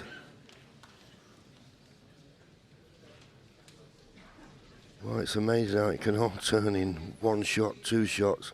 When James missed that black and fluked it, you thought, well, the stars are aligned for him. Yeah, here's the fluke black again. He just overplayed it, and he just, when you hit at full pace on these tables, it's easy to just stray offline. The black comes across and in the same pocket. Was his concentration affected by that? I wonder if that was a factor in the missed red just straight after it. Here it is, leaves it on the far jaw. You know, he sort of hit this instead of stroking it. It's the type of shot you want to be nice and gentle and nice and top side of the cue ball to get those revs. He sort of hit it at the pocket and it didn't accept it. Yeah, and with what's gone before and the pressure that Ronnie O'Sullivan's under, fair play, he did keep the break going with a risky double, it has to be said. I don't think he's going to be able to take too many risks from here on in, because James Cahill, as you've mentioned, doesn't look to be shying away from the winning line. Okay, he's got an odd miss in him, but that's understandable. Yeah, that's the game, isn't it? Everyone's human. Thank you. Frame 15. Ronnie O'Sullivan to break. Don't seek perfection in this game because you ain't going to find it, but you can catch excellence. James has been very good this morning. Now, break off by Ronnie last time round was not good. That's better.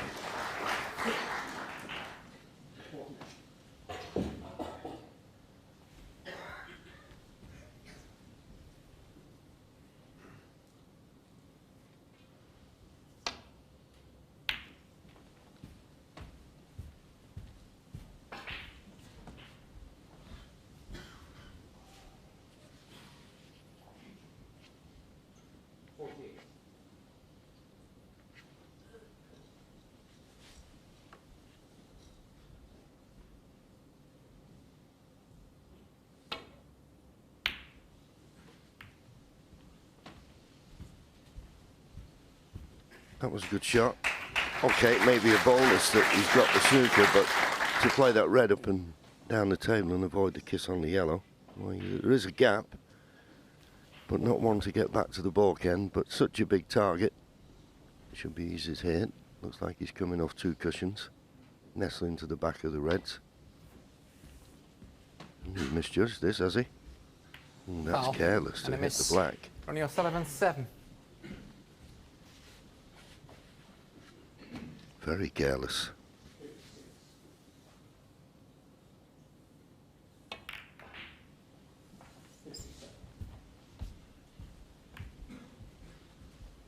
Not finding the balk cushion enough for me, isn't Ronnie? You find the balk cushion and nothing's easy. And having not found it and getting his hand on the table, eyeing up a pot here. I think he may be playing just a soft, deep drag here and play for black. Yeah. What a shot. What a well picked out shot. Very unfortunate. Just overcooked it. But what a creative little shot that was. Deep drag. He knew he was catching the black full. Bramble.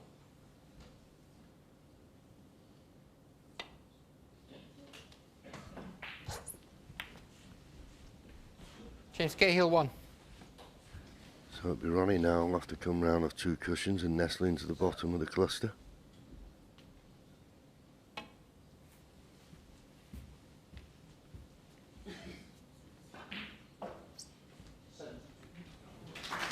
Played it nicely, but just wonder if the end red is possible to the far right corner.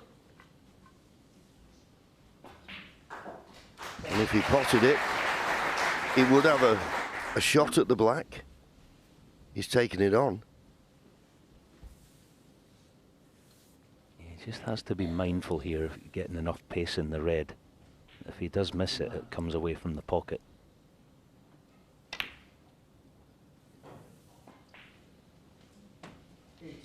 Yeah, well, he used the main bunch as a cover. I'm just wondering if the end red, the left-hand red of the bunch will go. And if that red's stopping it going, he's been fortunate there. Does it go? Or will he knock one red onto the other? He played the one red onto the other, and where's this red running to?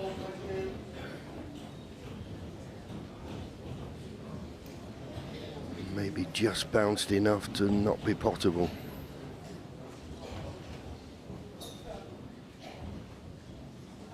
Needs to be a bit more patient for me.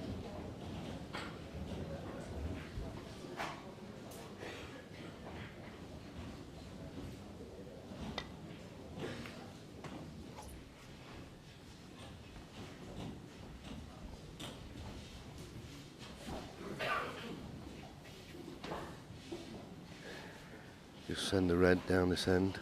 Cannon into the brown, should hold the cue ball near the baulk cushion.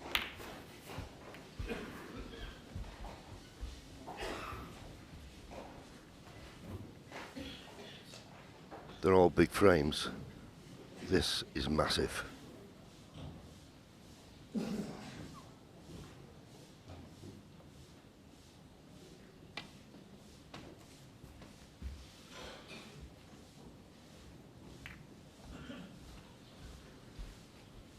little bit pacey. Don't know whether Ronnie can get round to cut this red in. Ronnie's asked for the long rest immediately. It seems any sniff of a pot, he's going to take it on. And if you were playing someone like that, I mean, it certainly encourages you, doesn't it, to try and play a few good safety shots and leave risky shots. Not purposely, but you don't mind. Oh, yeah. Yeah, for sure. Can he just get this cue ball? Can he get deep enough to avoid the other red? I think he can here. Swing the cue ball round the corner. Oh, well played. Well played. Yeah, played it nicely. Thank you. I'm not certain about the availability of the red in the middle of the table. If we look at that good shot again. One. He's nicely on the black, but when it's re-spotted, does it tie the loose red up? If it does, we may see him potting the black, coming off the side cushion with lots of pace and trying to cannon into the main bunch.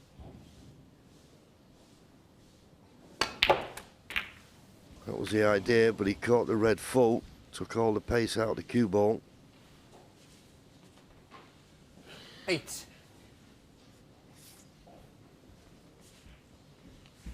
One good sign I detected before he played that black there was watching Ronnie's eyes before going into the shot, and he was scanning around. He was looking at his options. He's not done too much of that in this match, but that is a Ronnie O'Sullivan, 8. good sign, as I say, for any Ronnie fans out there, and I know there's a lot of them. Yeah, for all the ability that you have, you know, if the balls just aren't running for you at a certain stage, you just got to take a step back. He was eulogising over Tiger Woods winning the Masters, but Tiger didn't win it by going for everything. He just sometimes had to play hard and make certain you cut out the unforced errors.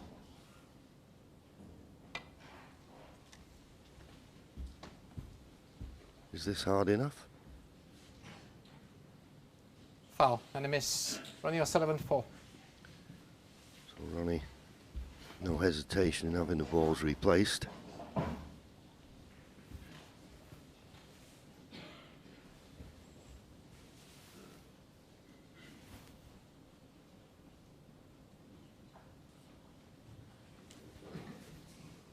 James, Ronnie.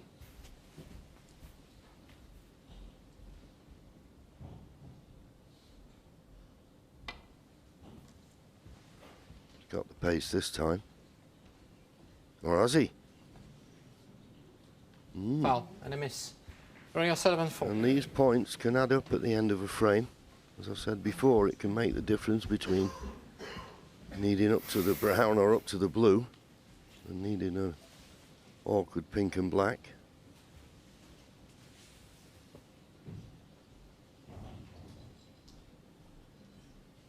Yeah, Ronnie looks a bit jaded there in his chair, doesn't he? But You sure? Yes. Look at Mark Selby last night, 5-1 behind. Came through his match as Ollie Martial administers the 3 strikes and you're out rule, the warning. Yes, because he can clearly hit a red full in the face, and the danger here, for Ronnie, if you like, is that James may be forced into playing the pot here. And it's not beyond the realms of possibility. If he did, he'd be nicely on the black. Big shot to take on. He's refused it, obviously, twice by trying to come round off 2 cushions.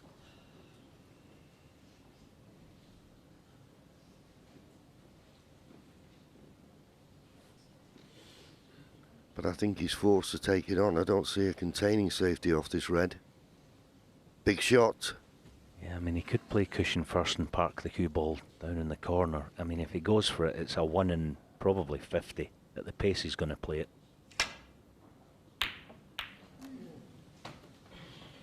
Well, Not the worst outcome, is it, JB? No, the double kiss sometimes can leave the red on, but you'll be pleased with the outcome.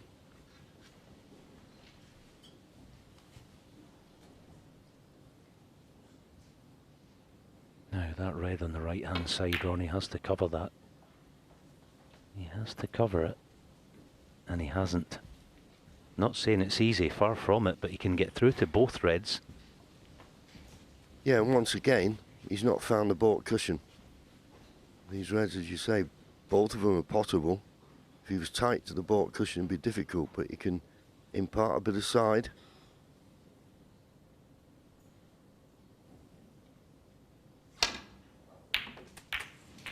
And it went just to look for position, and he's okay. He's just about on the blue. And with the brown not being on its spot, it's an easy path in and out of the baulk end. Yeah, no. He's playing for the red that's virtually covering the pink spot. If he lands nice on this, this is a great chance. Needs to spin. No, he's not spun. I mean, the one above the pink will go, so he's all right. 6.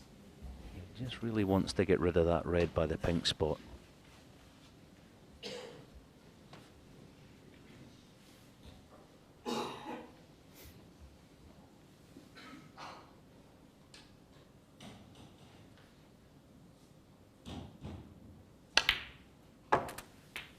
Seven. Oh, that was sweet as a bag of sugar, that little shot. He's perfect. Absolutely perfect.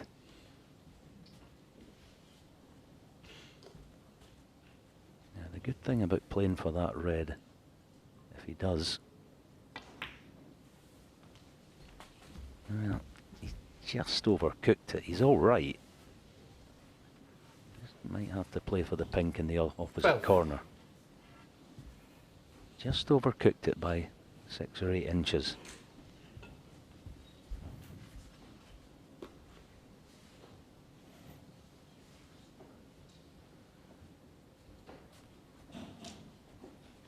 Yeah, he's not playing it because he's worried about getting a kick. Playing a cannon on it. 13. Not absolutely perfect. I want to play another little cannon. Just to push the red a few inches towards the left middle. Do not take your eye off the pot.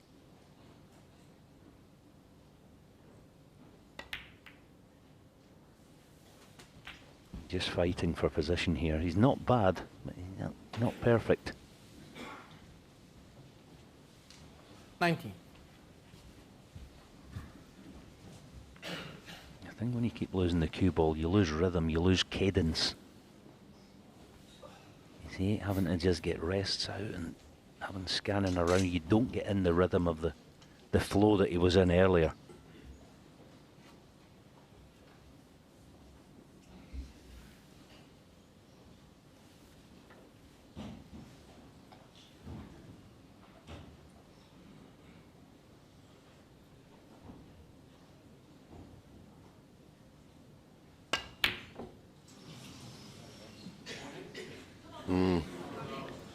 James Cahill, 19.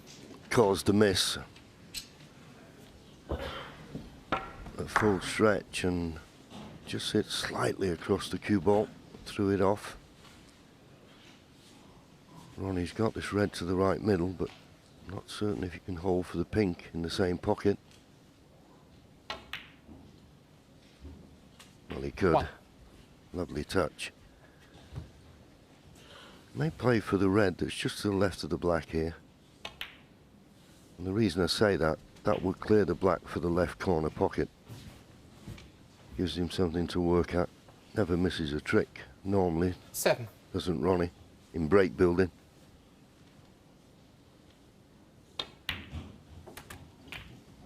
Eight. A little bit further up the table than he needed to be here. But he didn't want to be the wrong side of the pink. And now it's gone in. He can start playing on the black. That's a good chance. 14.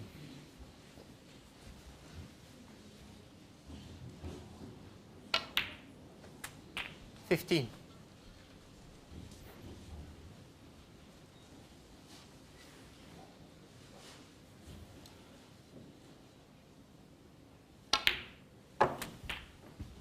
Yeah, decided to go up for the pink, but finishing straight on it. He's going to have to cue this 21. well.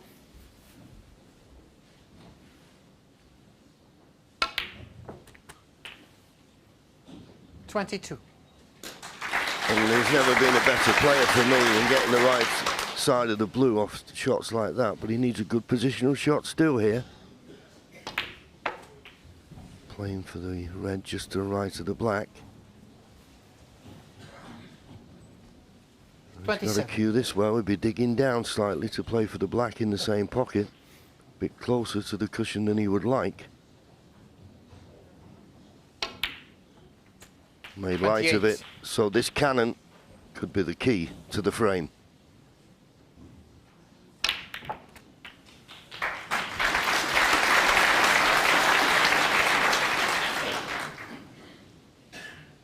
Runs at the scoreboard, 38 points of lead. 2 reds, 2 blacks.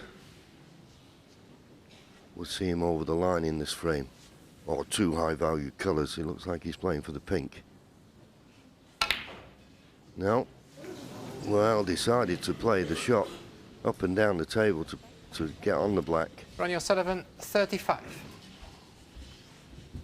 Well, was it the right shot? Was it the wrong shot? It's his decision, but once again, a shot that's questionable. Yeah, I agree. I mean, just stun the cue ball onto the pink spot there, and he's got the dolly pink to middle. Strange choice. Anyway, half chance for James.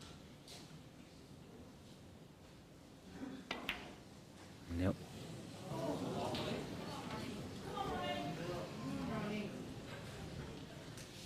Yeah, it was one of those opportunities where you could only look to get back in the frame. You couldn't think of winning the frame at that visit. But of course, when you miss the red, you've almost certainly lost it. 1. And Ronnie, well, after this blues, we look at James there.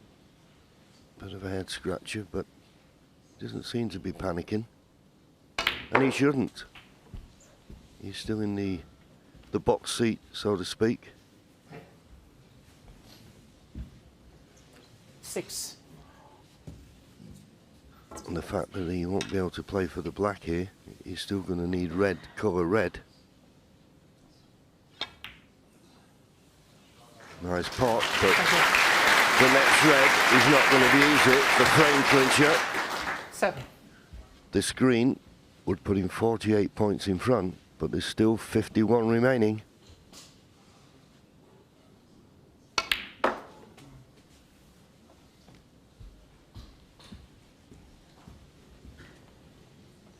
To the inch.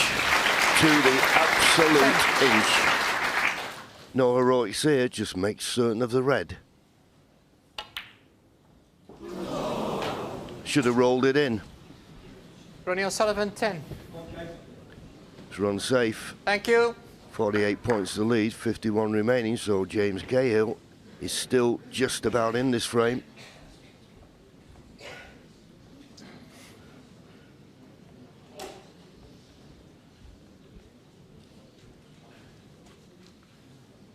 Yeah, a lot of people would say, why didn't he just roll it in? But it's not the O'Sullivan way, is it? It's not the way he rolls. Likes to play those shots positively.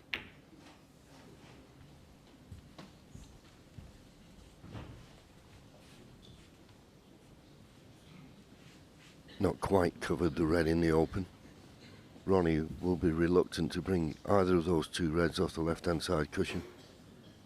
May have to play a little swerve here, but he'd rather be playing the opening red than the open red than the other two. Yeah, now's a chance to develop something. Still far from really being in the frame, but it just has to take a risk here. Get both reds open.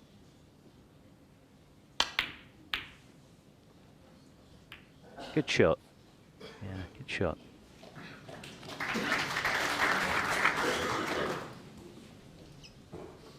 Ronnie just looking for one more red.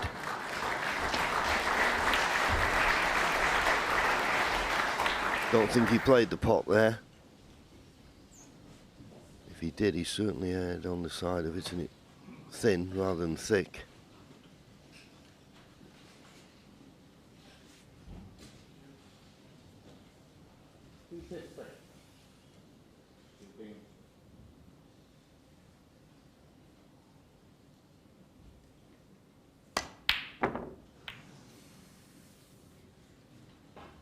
Yeah, don't blame him for taking that on. It was a half chance, and if it went in, it'd have been on the pink.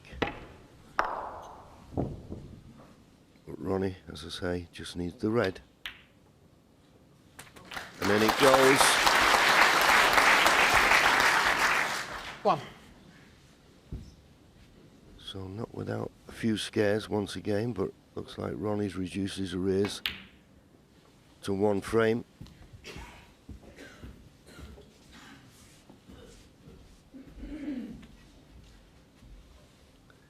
The leads, 43 remaining, 2 snookers required. Now is James Cahill going to play this? It's not an easy table, and he concedes. And both players are going to the dressing room, so as I say, be prepared for a roller coaster of a ride. Still don't know how this is going to turn out, but James Cahill still leads. But now it's 8-7.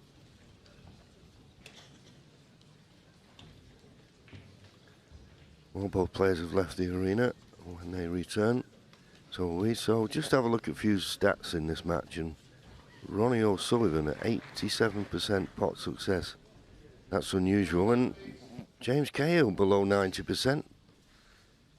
Yeah, interesting stats, aren't they? You know, that always put these up, and a lot of people don't take a lot of stock in them, but I suppose at the end of the day they are facts, aren't they? It's a guideline as much as anything. But yeah, Ronnie having to battle his way back into this match. I think I always had a sense of O'Sullivan. Well, the first half of his career he didn't battle, but he's battling today.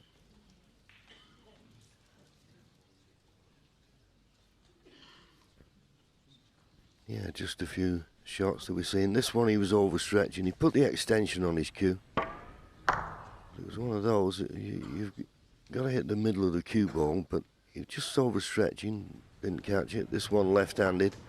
The type of situation where you come to the table and you think, well, I can't win the frame at this visit, but you've got to concentrate on every single shot. And this one, well, this was an all or nothing shot. And that was the one that eventually cost him the frame. Don't blame him for taking it on. Both players now back in the room. Another. Thank you, frame 16. Big frame. James Cahill to break.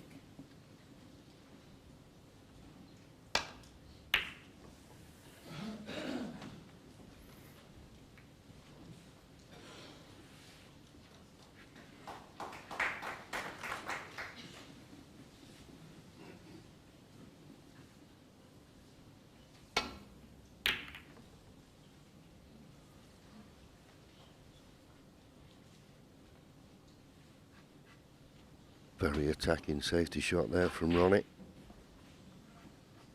It's okay playing those thick safeties if you get a good cue ball, which he has. Puts a little bit of pressure on James now with this safety. And if he misses the green, it'll be a good shot. But he hasn't. I don't think he's left a pot on though. But with Ronnie with his hand on the table, it's an easy safety. Although I say he's not left a pot on, Ronnie eyeing this red up to the right corner. And a terrific pot it was. I mean, he set his stall out. Anything that looks like it's potable, he's going to go for. It's a risky game to play. There again. Ronnie on the wander, on the walkabout. Looking at the options. Signs are slowly but surely getting better. He's getting more tuned in here. Yeah, even there, that's the shot. That's the clever shot.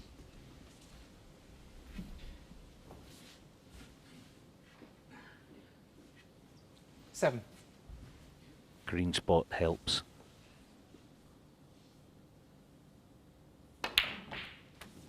Eight. If and when he pots that black and get it out of the way, it's just congesting the situation just a tad.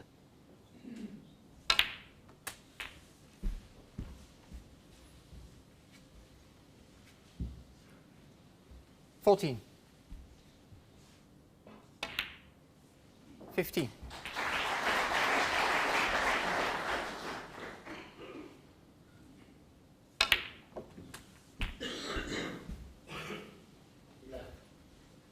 Yeah, he came a little bit straight on it. 21. I think he'd like to have a nicer angle on it so he could have potted it and maybe nudged into the cluster. He'd have always had this red available. So it looks like he's going to play it off the black, but believe me, this black at pace is missable. Alan has mentioned that the black will go on the green spot, but got to be accurate with this.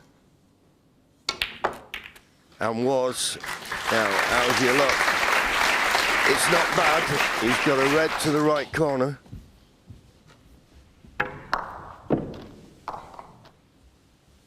$29. 30. And for once, he's not got the perfect angle on the blue, but there's a red that was next to the one he's just potted that he can just roll the blue in and play on.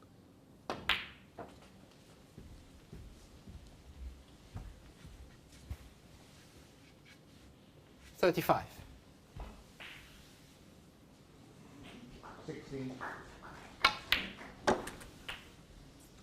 Once 36. again, wrong side of the blue, and now it's a bit more difficult to get good position on the next red.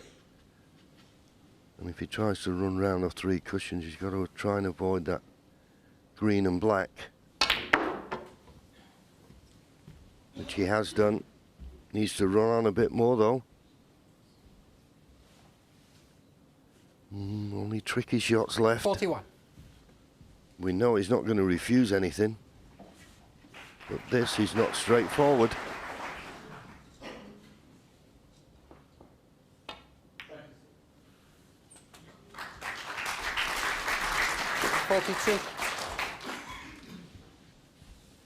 Yeah, tricky pink.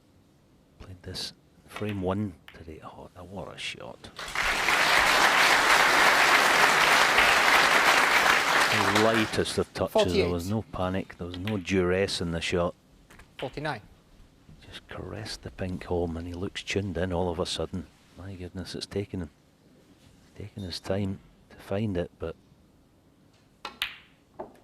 he's looking better and better and better as this match reaches the conclusion. 55.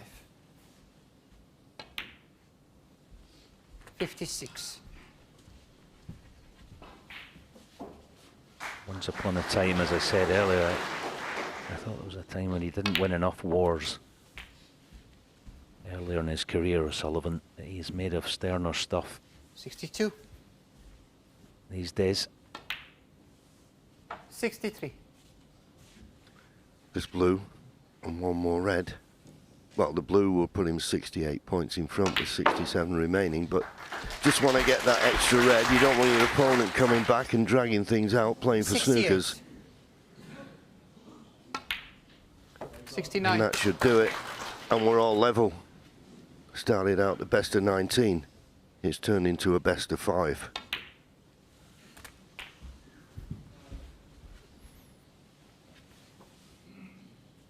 $75. Well, in actual fact, a best of 3. $76. Makes it even more unpredictable.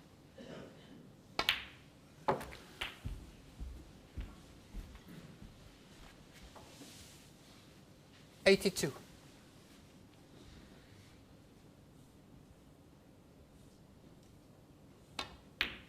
He's changed his mind there twice on the 83. shot. He didn't know whether to pot the red and try and bring a red into play, and then he thought, no, if I get a nice angle on the pink, I'll be able to get on those reds. This red just goes. 89. Foul. Well, Ronnie called himself there. Felt it was a push shot, so we won't see a century, but what we have seen is Ronnie O'Sullivan digging in. Doesn't look too happy, but it's 8 apiece and all to play for. As quietly as possible, please. Thank you. Well, it's all about fine margins now, as we were saying, and this opening red from Ronnie, I mean, it was one of those that you think is very risky, but he cued it like a dream. Shot of the match, wasn't it? You know, 8-7 behind. Pressure on it. Not getting a safe cue ball right in the heart of the pocket. And he just looks to be coming to form just at the correct time, John. The only thing is, as I say, it started off the best of 19, now it's best of 3. A run of the ball, either way, can make all the difference now. Yeah, it's walking a fine line. He just looks, I don't know, he looks tired.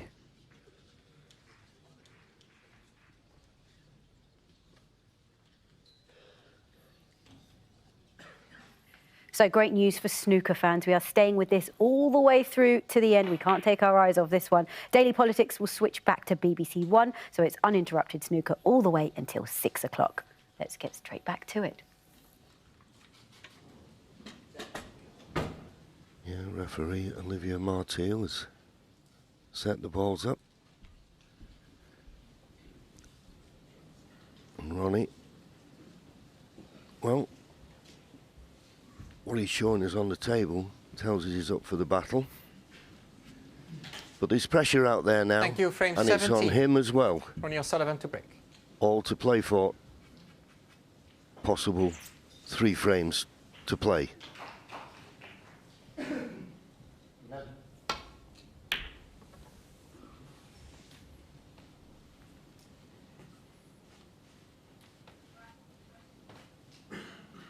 Good break off. Anything that doesn't leave a pot on. Little tap on the table from James. An appreciation of that break off shot from Ronnie. And when you get loose reds on either side of the cluster, it's not just a case of dropping into the side of the bunch because you leave a pot on. So he's trying to come in off 2 cushions. He's misjudged this a couple of times, pace-wise. Doesn't want to be short with this one. He could leave a red to the middle. Foul and a miss. Didn't reach. Ronnie O'Sullivan 4. See no reason why Ronnie won't have this replaced.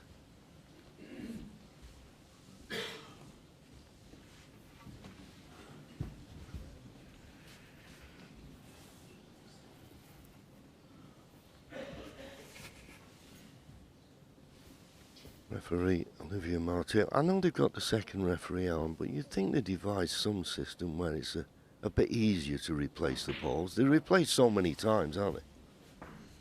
I've always believed in the eyes system. Just clip it, yeah. You know, Touch more to the right. again, no. For example, excuse me, where the cue ball is now, is it a straight pot in the brown to the middle? Ronnie? You know? You get in the line and you look at how straight that pot is. That tells you where the cue ball was. And there now. Has he got the pace this time? He's narrow. He's short Foul. again. Miss. Ronnie O'Sullivan 4. Now Ronnie may come and have a look to see if this red, the outside red's available to the right, far right corner. I don't know whether he can see enough of it.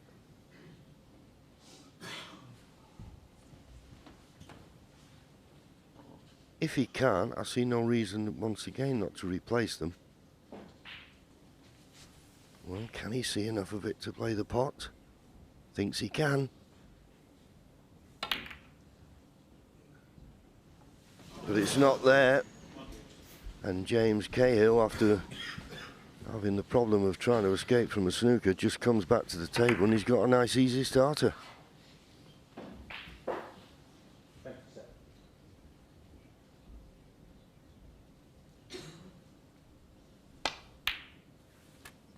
One. I wonder how many times in James Young's snooker career and snooker life has he thought to himself, I'd love to one day be at the Crucible and maybe be 8-all against someone like O'Sullivan. If he has, he's got his wish. What's he got? Played that black a little bit tentatively, well short of where he wanted to be on this red. It's still potable, but you won't be certain where the cue ball's going to finish.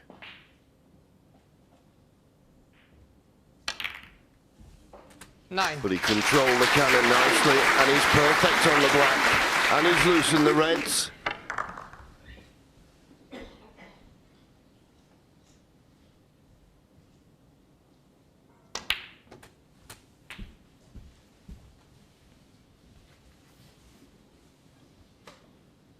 $16.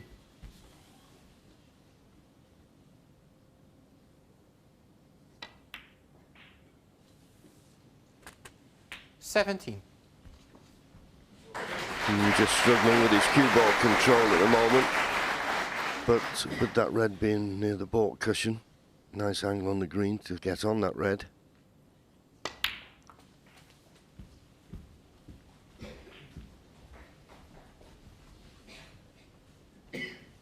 $20.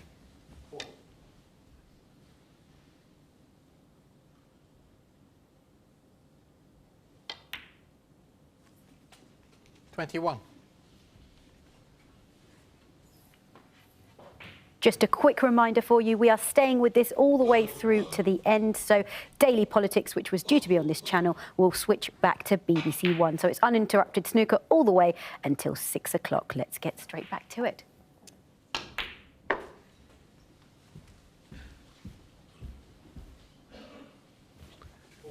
On this red to the left middle. 26.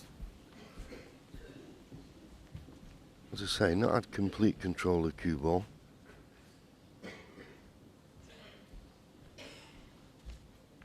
But he's got the red to the left middle. He'd be looking for a nice angle on the blue, you would have thought.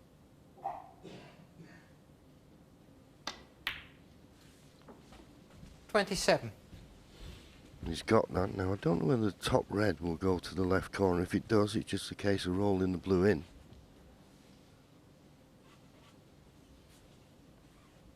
Yeah, nothing doing. I think he's looking at two cushions, forcing. Can he avoid the pink?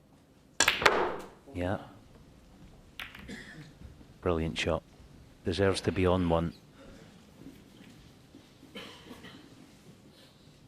32.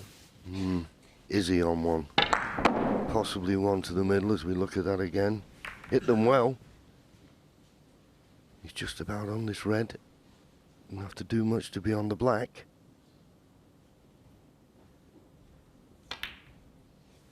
Nicely played. 33. Straighter on the black would have been better. But he's certainly holding himself together very well.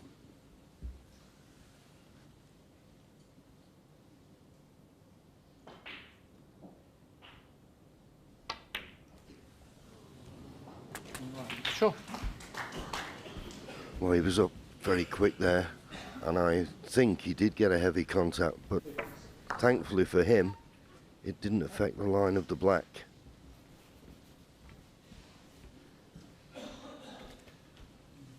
$40.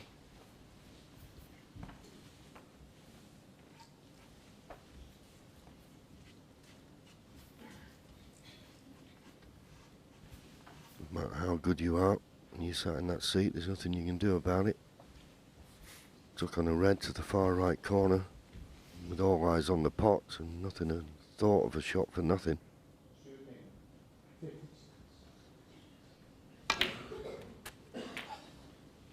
$41. Perfect. Absolutely inch perfect.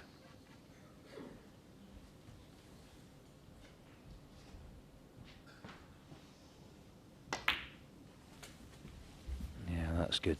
Playing for a choice of reds. 46.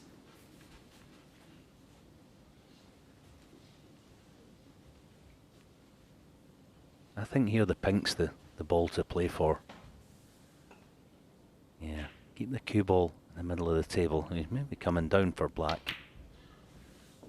Should be all right, but playing off the black, he's still got to play quite a precise little positional shot. Another 24 points from here to get to snooker's required.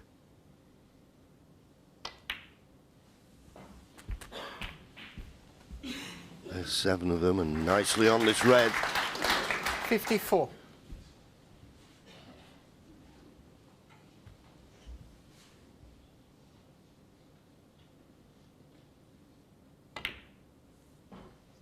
$55. It's hard to see where the problem is to stop him winning the frame now at this visit and going within 1 frame of a place in the second round, and as I said earlier, one of the biggest shocks ever 62. at the World Championship here at the Crucible.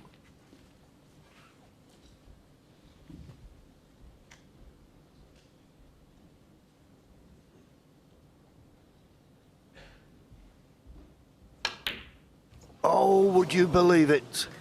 Would you believe it? James Cahill, Was that 62. the winning line looming large? That's all I can think of. Straightforward shot. It's amazing what can be missed. And what a miss that was. So Ronnie O'Sullivan comes to the table. 54 points behind. 75 remaining. Could that be the big turning point in this match?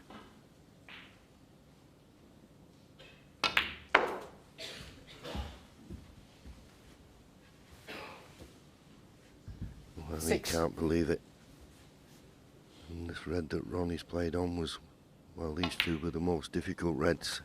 7. And now everything in the open.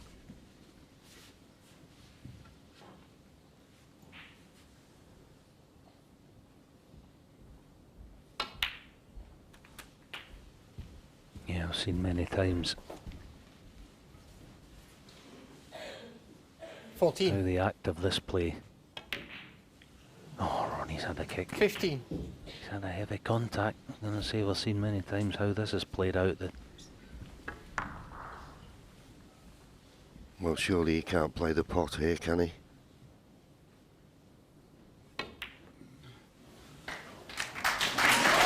He's got it. Well, unbelievable. That was an amazing shot. 22. James Cahill must have thought there was a chance to get back to the table, but this is a tough red coming up here. Another superb pot, needs to miss the brown for position. He's done that.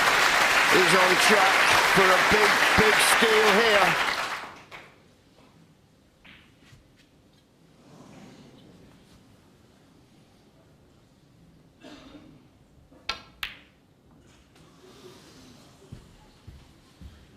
Sharp intake of breath from this packed Crucible audience, and I'm certain there was one from 25. Ronnie. That didn't go in clean. 26. Finished absolutely inch perfect on the pink.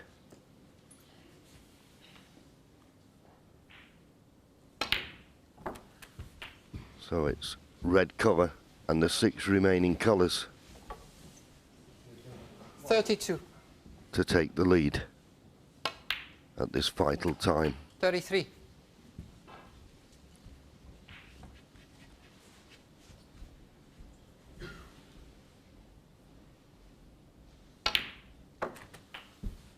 He'd love to be straight on this pink, and he is, but take nothing for granted. 39.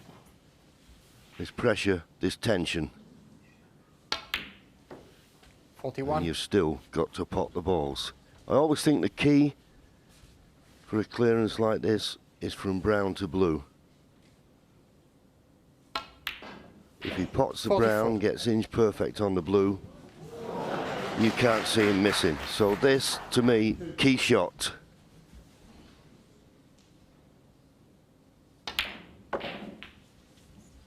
$48.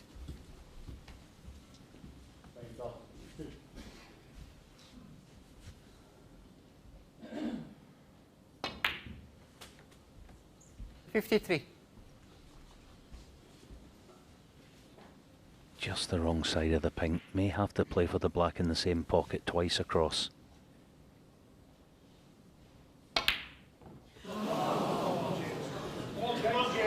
Would you believe it? Ronnie O'Sullivan, He's 53. gotten away with it, I think. He's Settle just down, gotten away with please. it, John. Well, Thank you. he came a little bit too straight. Does this pink cut?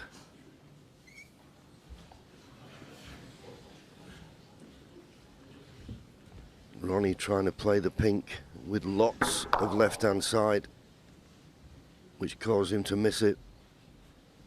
I think this pink does cut, but it's mighty, mighty thin. And the cue ball will be running loose. Yeah, I don't think it does. I think he's trying to convince himself. The shake of the head tells us he doesn't think it cuts, but he's trying to convince himself. One in front, a good safety. One might be important, the difference. Well, he'll know from behind the shot better, and the fact he's playing it, he doesn't think it pots. So Ronnie was fortunate not to leave the pink there. So it's all about this battle. James Cahill needs the pink to go 7 in front with 7 remaining. Ronnie O'Sullivan needs pink and black. But first of all, the problem of getting this safe. That's a fabulous shot. Oh, sorry, my mistake. He's caught the knuckle. Now, has he got enough angle to get this cue ball down by topping it through, or is he going to have to go deep in the cue ball? Is he addressing it?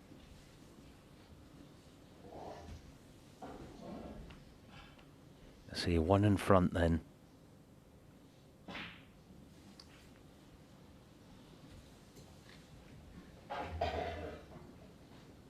He's coming round the houses, it looks like, going deep. Played it nicely. Where's the cue ball?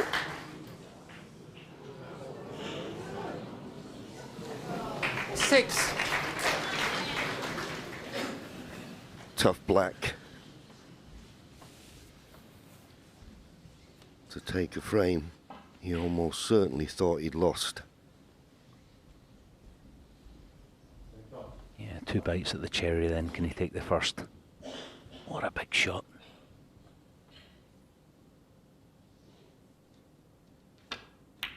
It's there. What a frame for James Cahill to win in the end. It looked for all the world O'Sullivan was going to win it and go a frame away from victory, but it's the young man who takes it. He's 1 up with 2 to play. Quietly, please. Wow, what an incredible performance from James Cahill. Well, we're staying on BBC Two right through to 6 o'clock tonight, so it's non-stop snooker until then. If you are tuning in expecting to watch Politics Live, that's over on BBC One.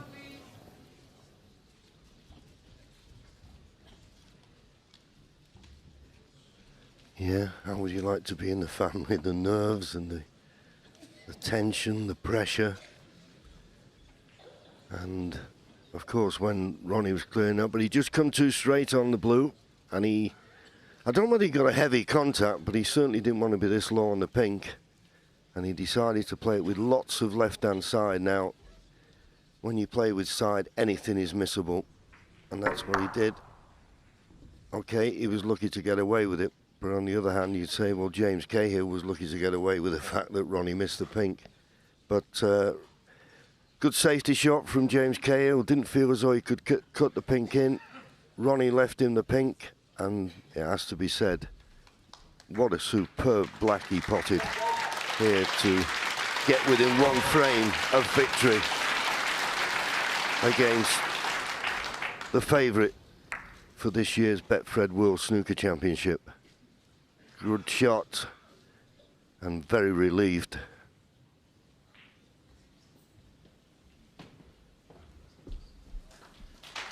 And just sat there having a sip of water. Big moments in this young man's career as Ronnie O'Sullivan comes back into the arena. Thank you. Frame 18. James Cahill to break.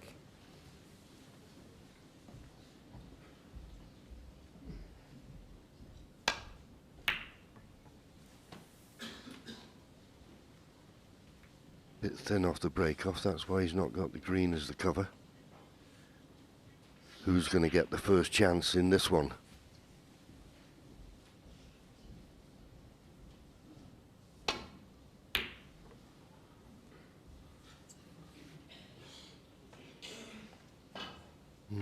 Well, he's got a good cue ball, but there might be a chance here that this red goes. And I'll tell you what, I don't know, it's my imagination. It's getting so tight. James was just going back to look at the line of the shot and knock Ronnie's water all over the place.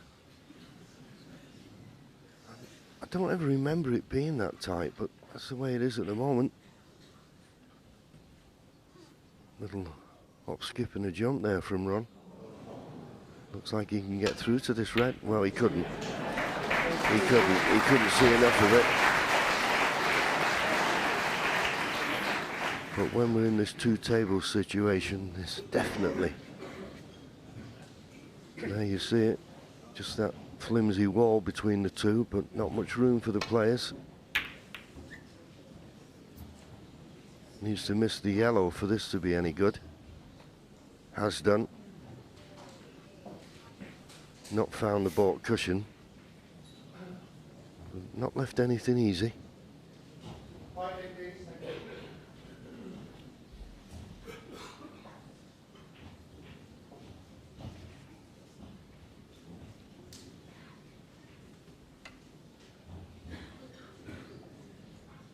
Playing the return back to ball. Got to be careful he doesn't knock a red towards the right corner. Oh, and he's caught it wrong, and it's Ronnie O'Sullivan who gets the first chance. Now Ronnie will be disappointed in the last frame when he missed the pink. Can he put that disappointment behind him and concentrate on the task in front?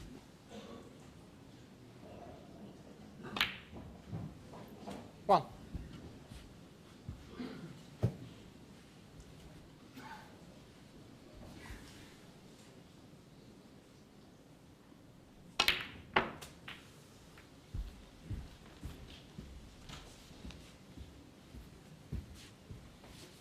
Worst way, I think he can get to the red that's closest to the left middle pocket. The reason I say that, he'd like to play the red just above the black, but he's slightly hampered.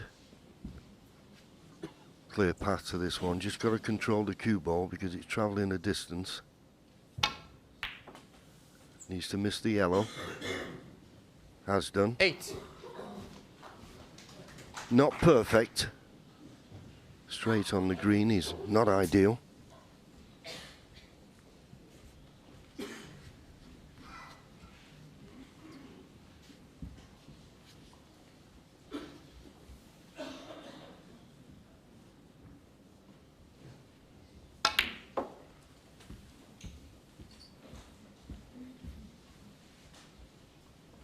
Yeah, clever shot that. Played for the loose 11. one. You overcook it, you got the two together and trying to develop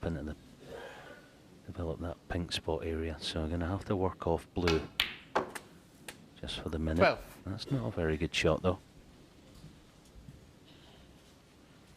for once. O'Sullivan lands short.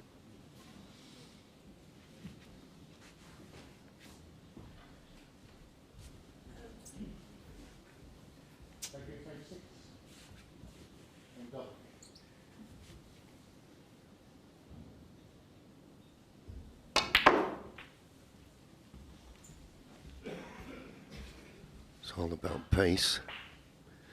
Well, he's on this red. And just about. Got a little bit of work to do with the cue ball though, and using the rest. I'm actually amazed how good he is with the rest, considering he plays most shots left-handed. Cued it well. He won't mind being on the green. 18. He'd prefer the green to the blue, just stun round off 2, 3 cushions, play for the red on the right-hand side of the table, or the one just above the black. It's not a typical Ronnie O'Sullivan break, this, because the black's slightly out of commission.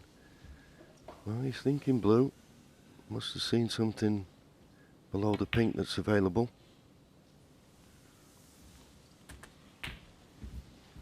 I think the 2 reds just below, the left-hand one of those probably goes, and he thought if he could get on that, he could play for the pink in the middle, but he's just run through a little bit too far.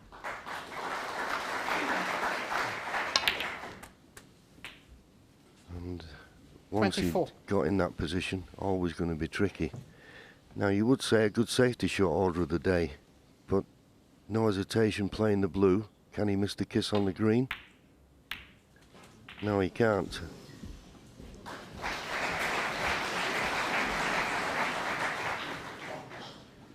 $29.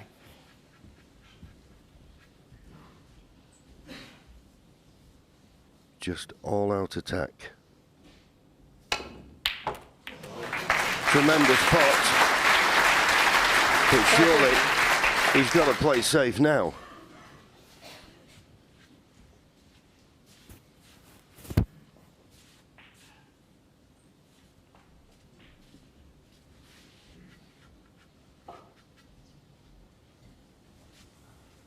Yeah, I agree with you, John. Surely he's not taking this blue on. I mean... Oh, what a shot that is! Oh my goodness. The 2 best shots in a row of this championship 35. So far. Talk about pushing the boat out. That was like pushing out the cruise liner. Yeah, I'll be honest with you, he's pushing his talent to the limit here. I don't think anyone argues the greatest player has ever picked up a cue, but he's really asking everything of his ability. He's refusing to back away from any shot. It's admirable, but it's risky. 41.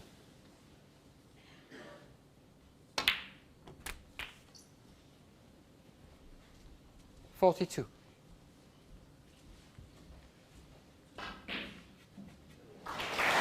This red just to the left of the black is available, should he want to play it. But decided to play the cannon. Oh, and that's what can go wrong. He's been unlucky not to run into the corner. The question is, what has he left?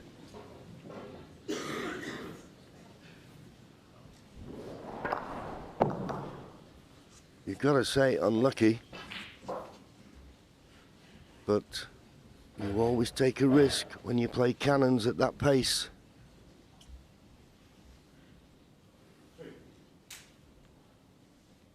Yeah, the switch again. Oh, that is wonderful. That is wonderful with your opposite hand. And had the presence of mind to play the cue ball into bulk, which meant he could strike it more positively. Still thinking properly, James. They're all there. But boy, his heart will be beating to some tune. As I say, they are there. Now, drop nicely on this pink. Just find a little gap.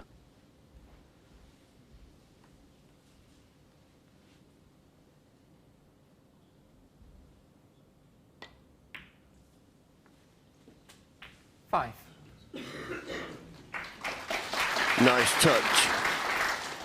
Well played. Good signs for the rest of this visit.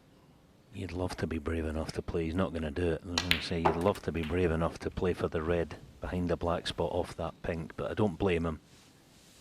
He's trying to 11. Get back in it before tackling that difficult last red.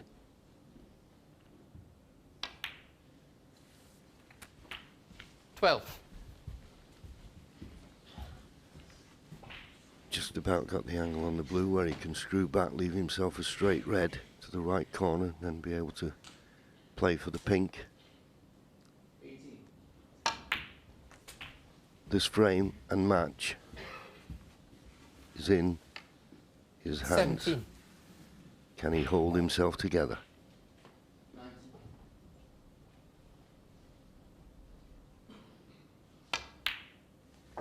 18.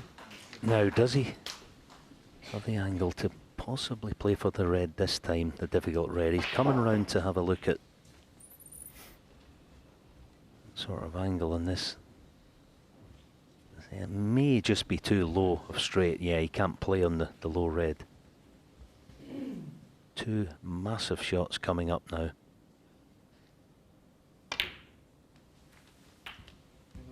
Sure. What do you do here, John? Top side of blue? 24. Well, you want an angle on one of them to drop on that awkward red. And Ronnie O'Sullivan, has his race been run? Or will he get one more chance?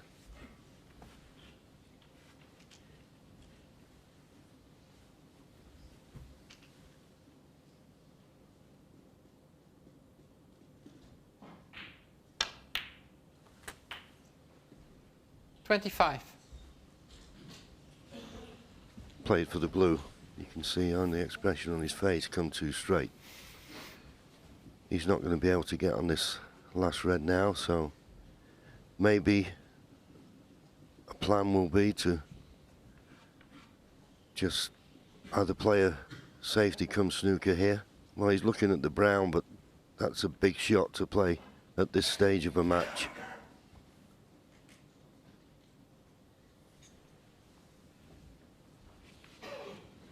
Well, he's going to play the brown, swing it round off 3 cushions. Massive shot.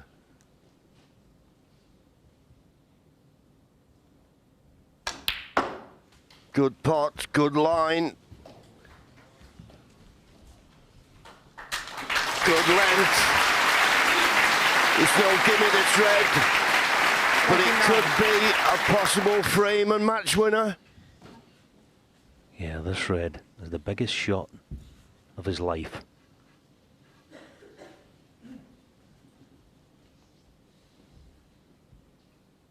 Stealing himself.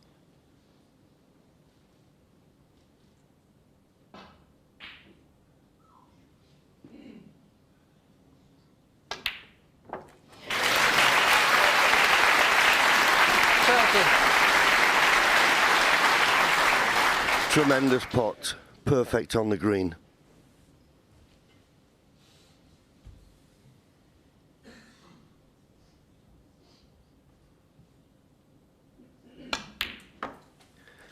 And now up to and including the pink for an unbelievable 33. victory against what everybody says is the greatest player that's ever lived. 35. He said when he drew Ronnie in the draw, he was relishing the opportunity to play Ronnie at the Crucible. And just 4 pots away from achieving a dream. 38. 3 pots away.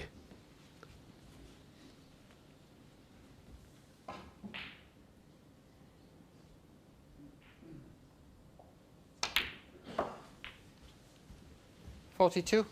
Inch perfect on the blue. Ronnie's race surely is run.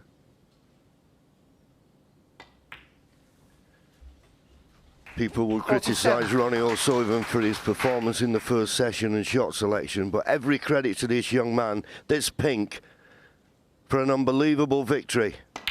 In it goes! In it goes! and Ronnie O'Sullivan, the #1 player in the world, the greatest of all time, is out. And James Cahill has proved one of the biggest shocks ever here at the Crucible Theatre. He storms out the arena. What a performance, what a victory. He beats Ronnie O'Sullivan 10 frames to 8, and he's in round 2. The biggest story in Crucible history, bar none. Absolutely extraordinary victory. The first amateur ever to make it to the Crucible, and he's beaten arguably the greatest of all time, Ronnie O'Sullivan, after an unbelievable season. All of these achievements which have been put into the shade here. Please give us your reaction, Steve. Well, firstly, what a fantastic performance by James Cahill. The way he cleared those balls up under significant pressure, because they were there to be taken, and sometimes that makes it an even harder job. And knowing what was probably going through his mind about how big a deal it would be to still hold himself together, pot that last red, and then clear what was a normal set of colours under that pressure. Absolutely fantastic. He must be absolutely delighted. For Ronnie O'Sullivan, that first session was a tough one, and that's why the players don't like this first round. There's only 2 sessions. You have a bad session, it's not great. Best of 19. When we look back on the history of shocks at the Crucible, and this is not just in snooker, this is in sport we're talking. This is one of the most seismic shocks ever in sport. Yeah, absolutely. I mean, you know, I don't want to remind Steve of when he lost to Tony Knowles in the first round as defending champion, but yeah, this is one of the biggest. It's probably the biggest, because the fact that James Cahill is still an amateur, you know, the first amateur ever played the Crucible, beat probably the greatest player that's ever played the game, and looked so calm and played with a smile on the face. Didn't look like he was nervous, looked like he was loving every minute of it. But huge shock, huge shock. So how do we explain this? Let's ask, in Ronnie's defence, how does he explain it to himself, what's going on out there? Well, he looked yesterday, he looked like he didn't want to be there. And I don't know the reasons for that, but he played like he didn't want to be there. He sort of was bailing out in some shots just by attacking all the time. He's an attacking player, and we all like attacking play, but when you're attacking so much, it sort of goes the opposite way. It's as if you're sort of like hoping to be knocked out in a strange way. But we don't know the reasons why. But the fact that he let James Cahill get 5-4 was enough of a fillip for James Cahill to fancy the chance today. Different story today, yes, but then it's only a best of 10, best of 9. Well, there were some suggestions, you were in commentary yesterday, that perhaps the 15-second shot time belied maybe a little bit of casualness, but was that replaced by maybe even trying too hard today? Was there an element of that? I don't know. I mean, I didn't see much of it yesterday. I was only sort of peeking around as I was commentating on the other match, but from what I saw, yeah, played very casual. It was almost like with a lot of sort of disrespect in a way. Didn't want to be there. Didn't look like he fancied the job for whatever reason. Maybe he's not feeling too well. Didn't look well. But you'd have to say hats off to James Cahill, because he's got to still concentrate on the job. Big match for him. Huge sort of you know, big sort of glamour, and coming to this match and huge sort of press cuttings about being the first amateur and playing Ronnie O'Sullivan, but he fancied the job, he was loving every minute of it, and hats off to him. How much more assurance did he seem to acquire the longer the match went on, or ironically, when one might have expected an amateur on his debut here perhaps to have balked at that winning line? Well, it's all a case of table time in a way. If you get the encouragement from your opponent, you can forget the enormity of what's happening because you're just playing the game. And he did what so many rookies have not done when they've come here. He didn't play like a frozen rabbit in the headlights. He really did play with a level of assurance that, I mean, I'm not sure if I thought he had it. I have not seen enough of James Cahill. He obviously feels he had it, because the way he came out and played was wonderful. From Ronnie O'Sullivan's perspective, you know, we always think he's superhuman and he doesn't suffer with the nerves. But if you're going to suffer with nerves, the Crucible Theatre is where it comes out. Perhaps, even though with such a great season he's had, perhaps the enormity sometimes of the World Championship weighs heavy on him. Well, lightning has actually struck 3 times here, because James Cahill beat Mark Selby in the UK Championship in December when he was world #1. He's beaten Ding Junhui in the week that he ascended to world #1 at the UK Championship. This is the 3rd time he's beaten the world's #1 player in a major championship. And here he comes. Come on in, James. Congratulations. Wow. Well done. Well done. Great one. James Cahill, the first amateur ever to play at the Crucible. Never in doubt, was it? I'm not sure. I couldn't stand up at the end then. You've just caught me fresh, so I'm not really sure what to say, to be honest. You were 5-4 up coming into this morning. You must have expected an onslaught from Ronnie, but how much more confident were you feeling as the frames went through? Yeah, like the first frame, I broke off. He's knocked a like 90 a century in. And I thought, I'm going to have to play well today, because yesterday wasn't the best, to be honest. Neither of us played well, especially Ronnie. But then after that, the frame after, I think he's on like 50, 60 again, and it looked like he was going to, clear up again. And I did a good pressure 70, something like that, to go 6-5. And then after that, I just felt, I don't know, I just felt like he was under a bit of pressure. Obviously, he's not wanting to lose to me, is he? And I understand that, but there's a lot of pressure out there. But there's pressure and expectation on you to make the most of the opportunities you were getting. Yeah. And that sometimes is harder when you're supposed to pot the balls, especially at the end of that frame. To clear the reds, they weren't the hardest lot. There was one tricky one next to the flag. It looked hard to me. But take us back to when you dropped off the tour. Could you have envisaged this many years on, all of a sudden where you are now? Yeah, well, I've always believed in myself a lot. I believe I can beat anyone on the day, and I've just shown that. And I just needed a bit of time off to get back to it. But this is what I want to do now. I'm hoping, when I've got my tour card back, and I'm hoping to show what I can do now. Yeah. James, when you came here as the first amateur, there was a little bit of, I guess there was a sort of reticence to celebrate that, because you've always considered yourself amongst the professional ranks. You are a professional player again now, but you've got to embrace the achievement of playing here as an amateur, first of all. And just take us through the clearing up of the last few balls, down to the pink in frame 18. How did you hold yourself together there? Well, I don't really know. I felt like falling over at one point. But I've been scoring really well. Like in the qualifiers, I had the most centuries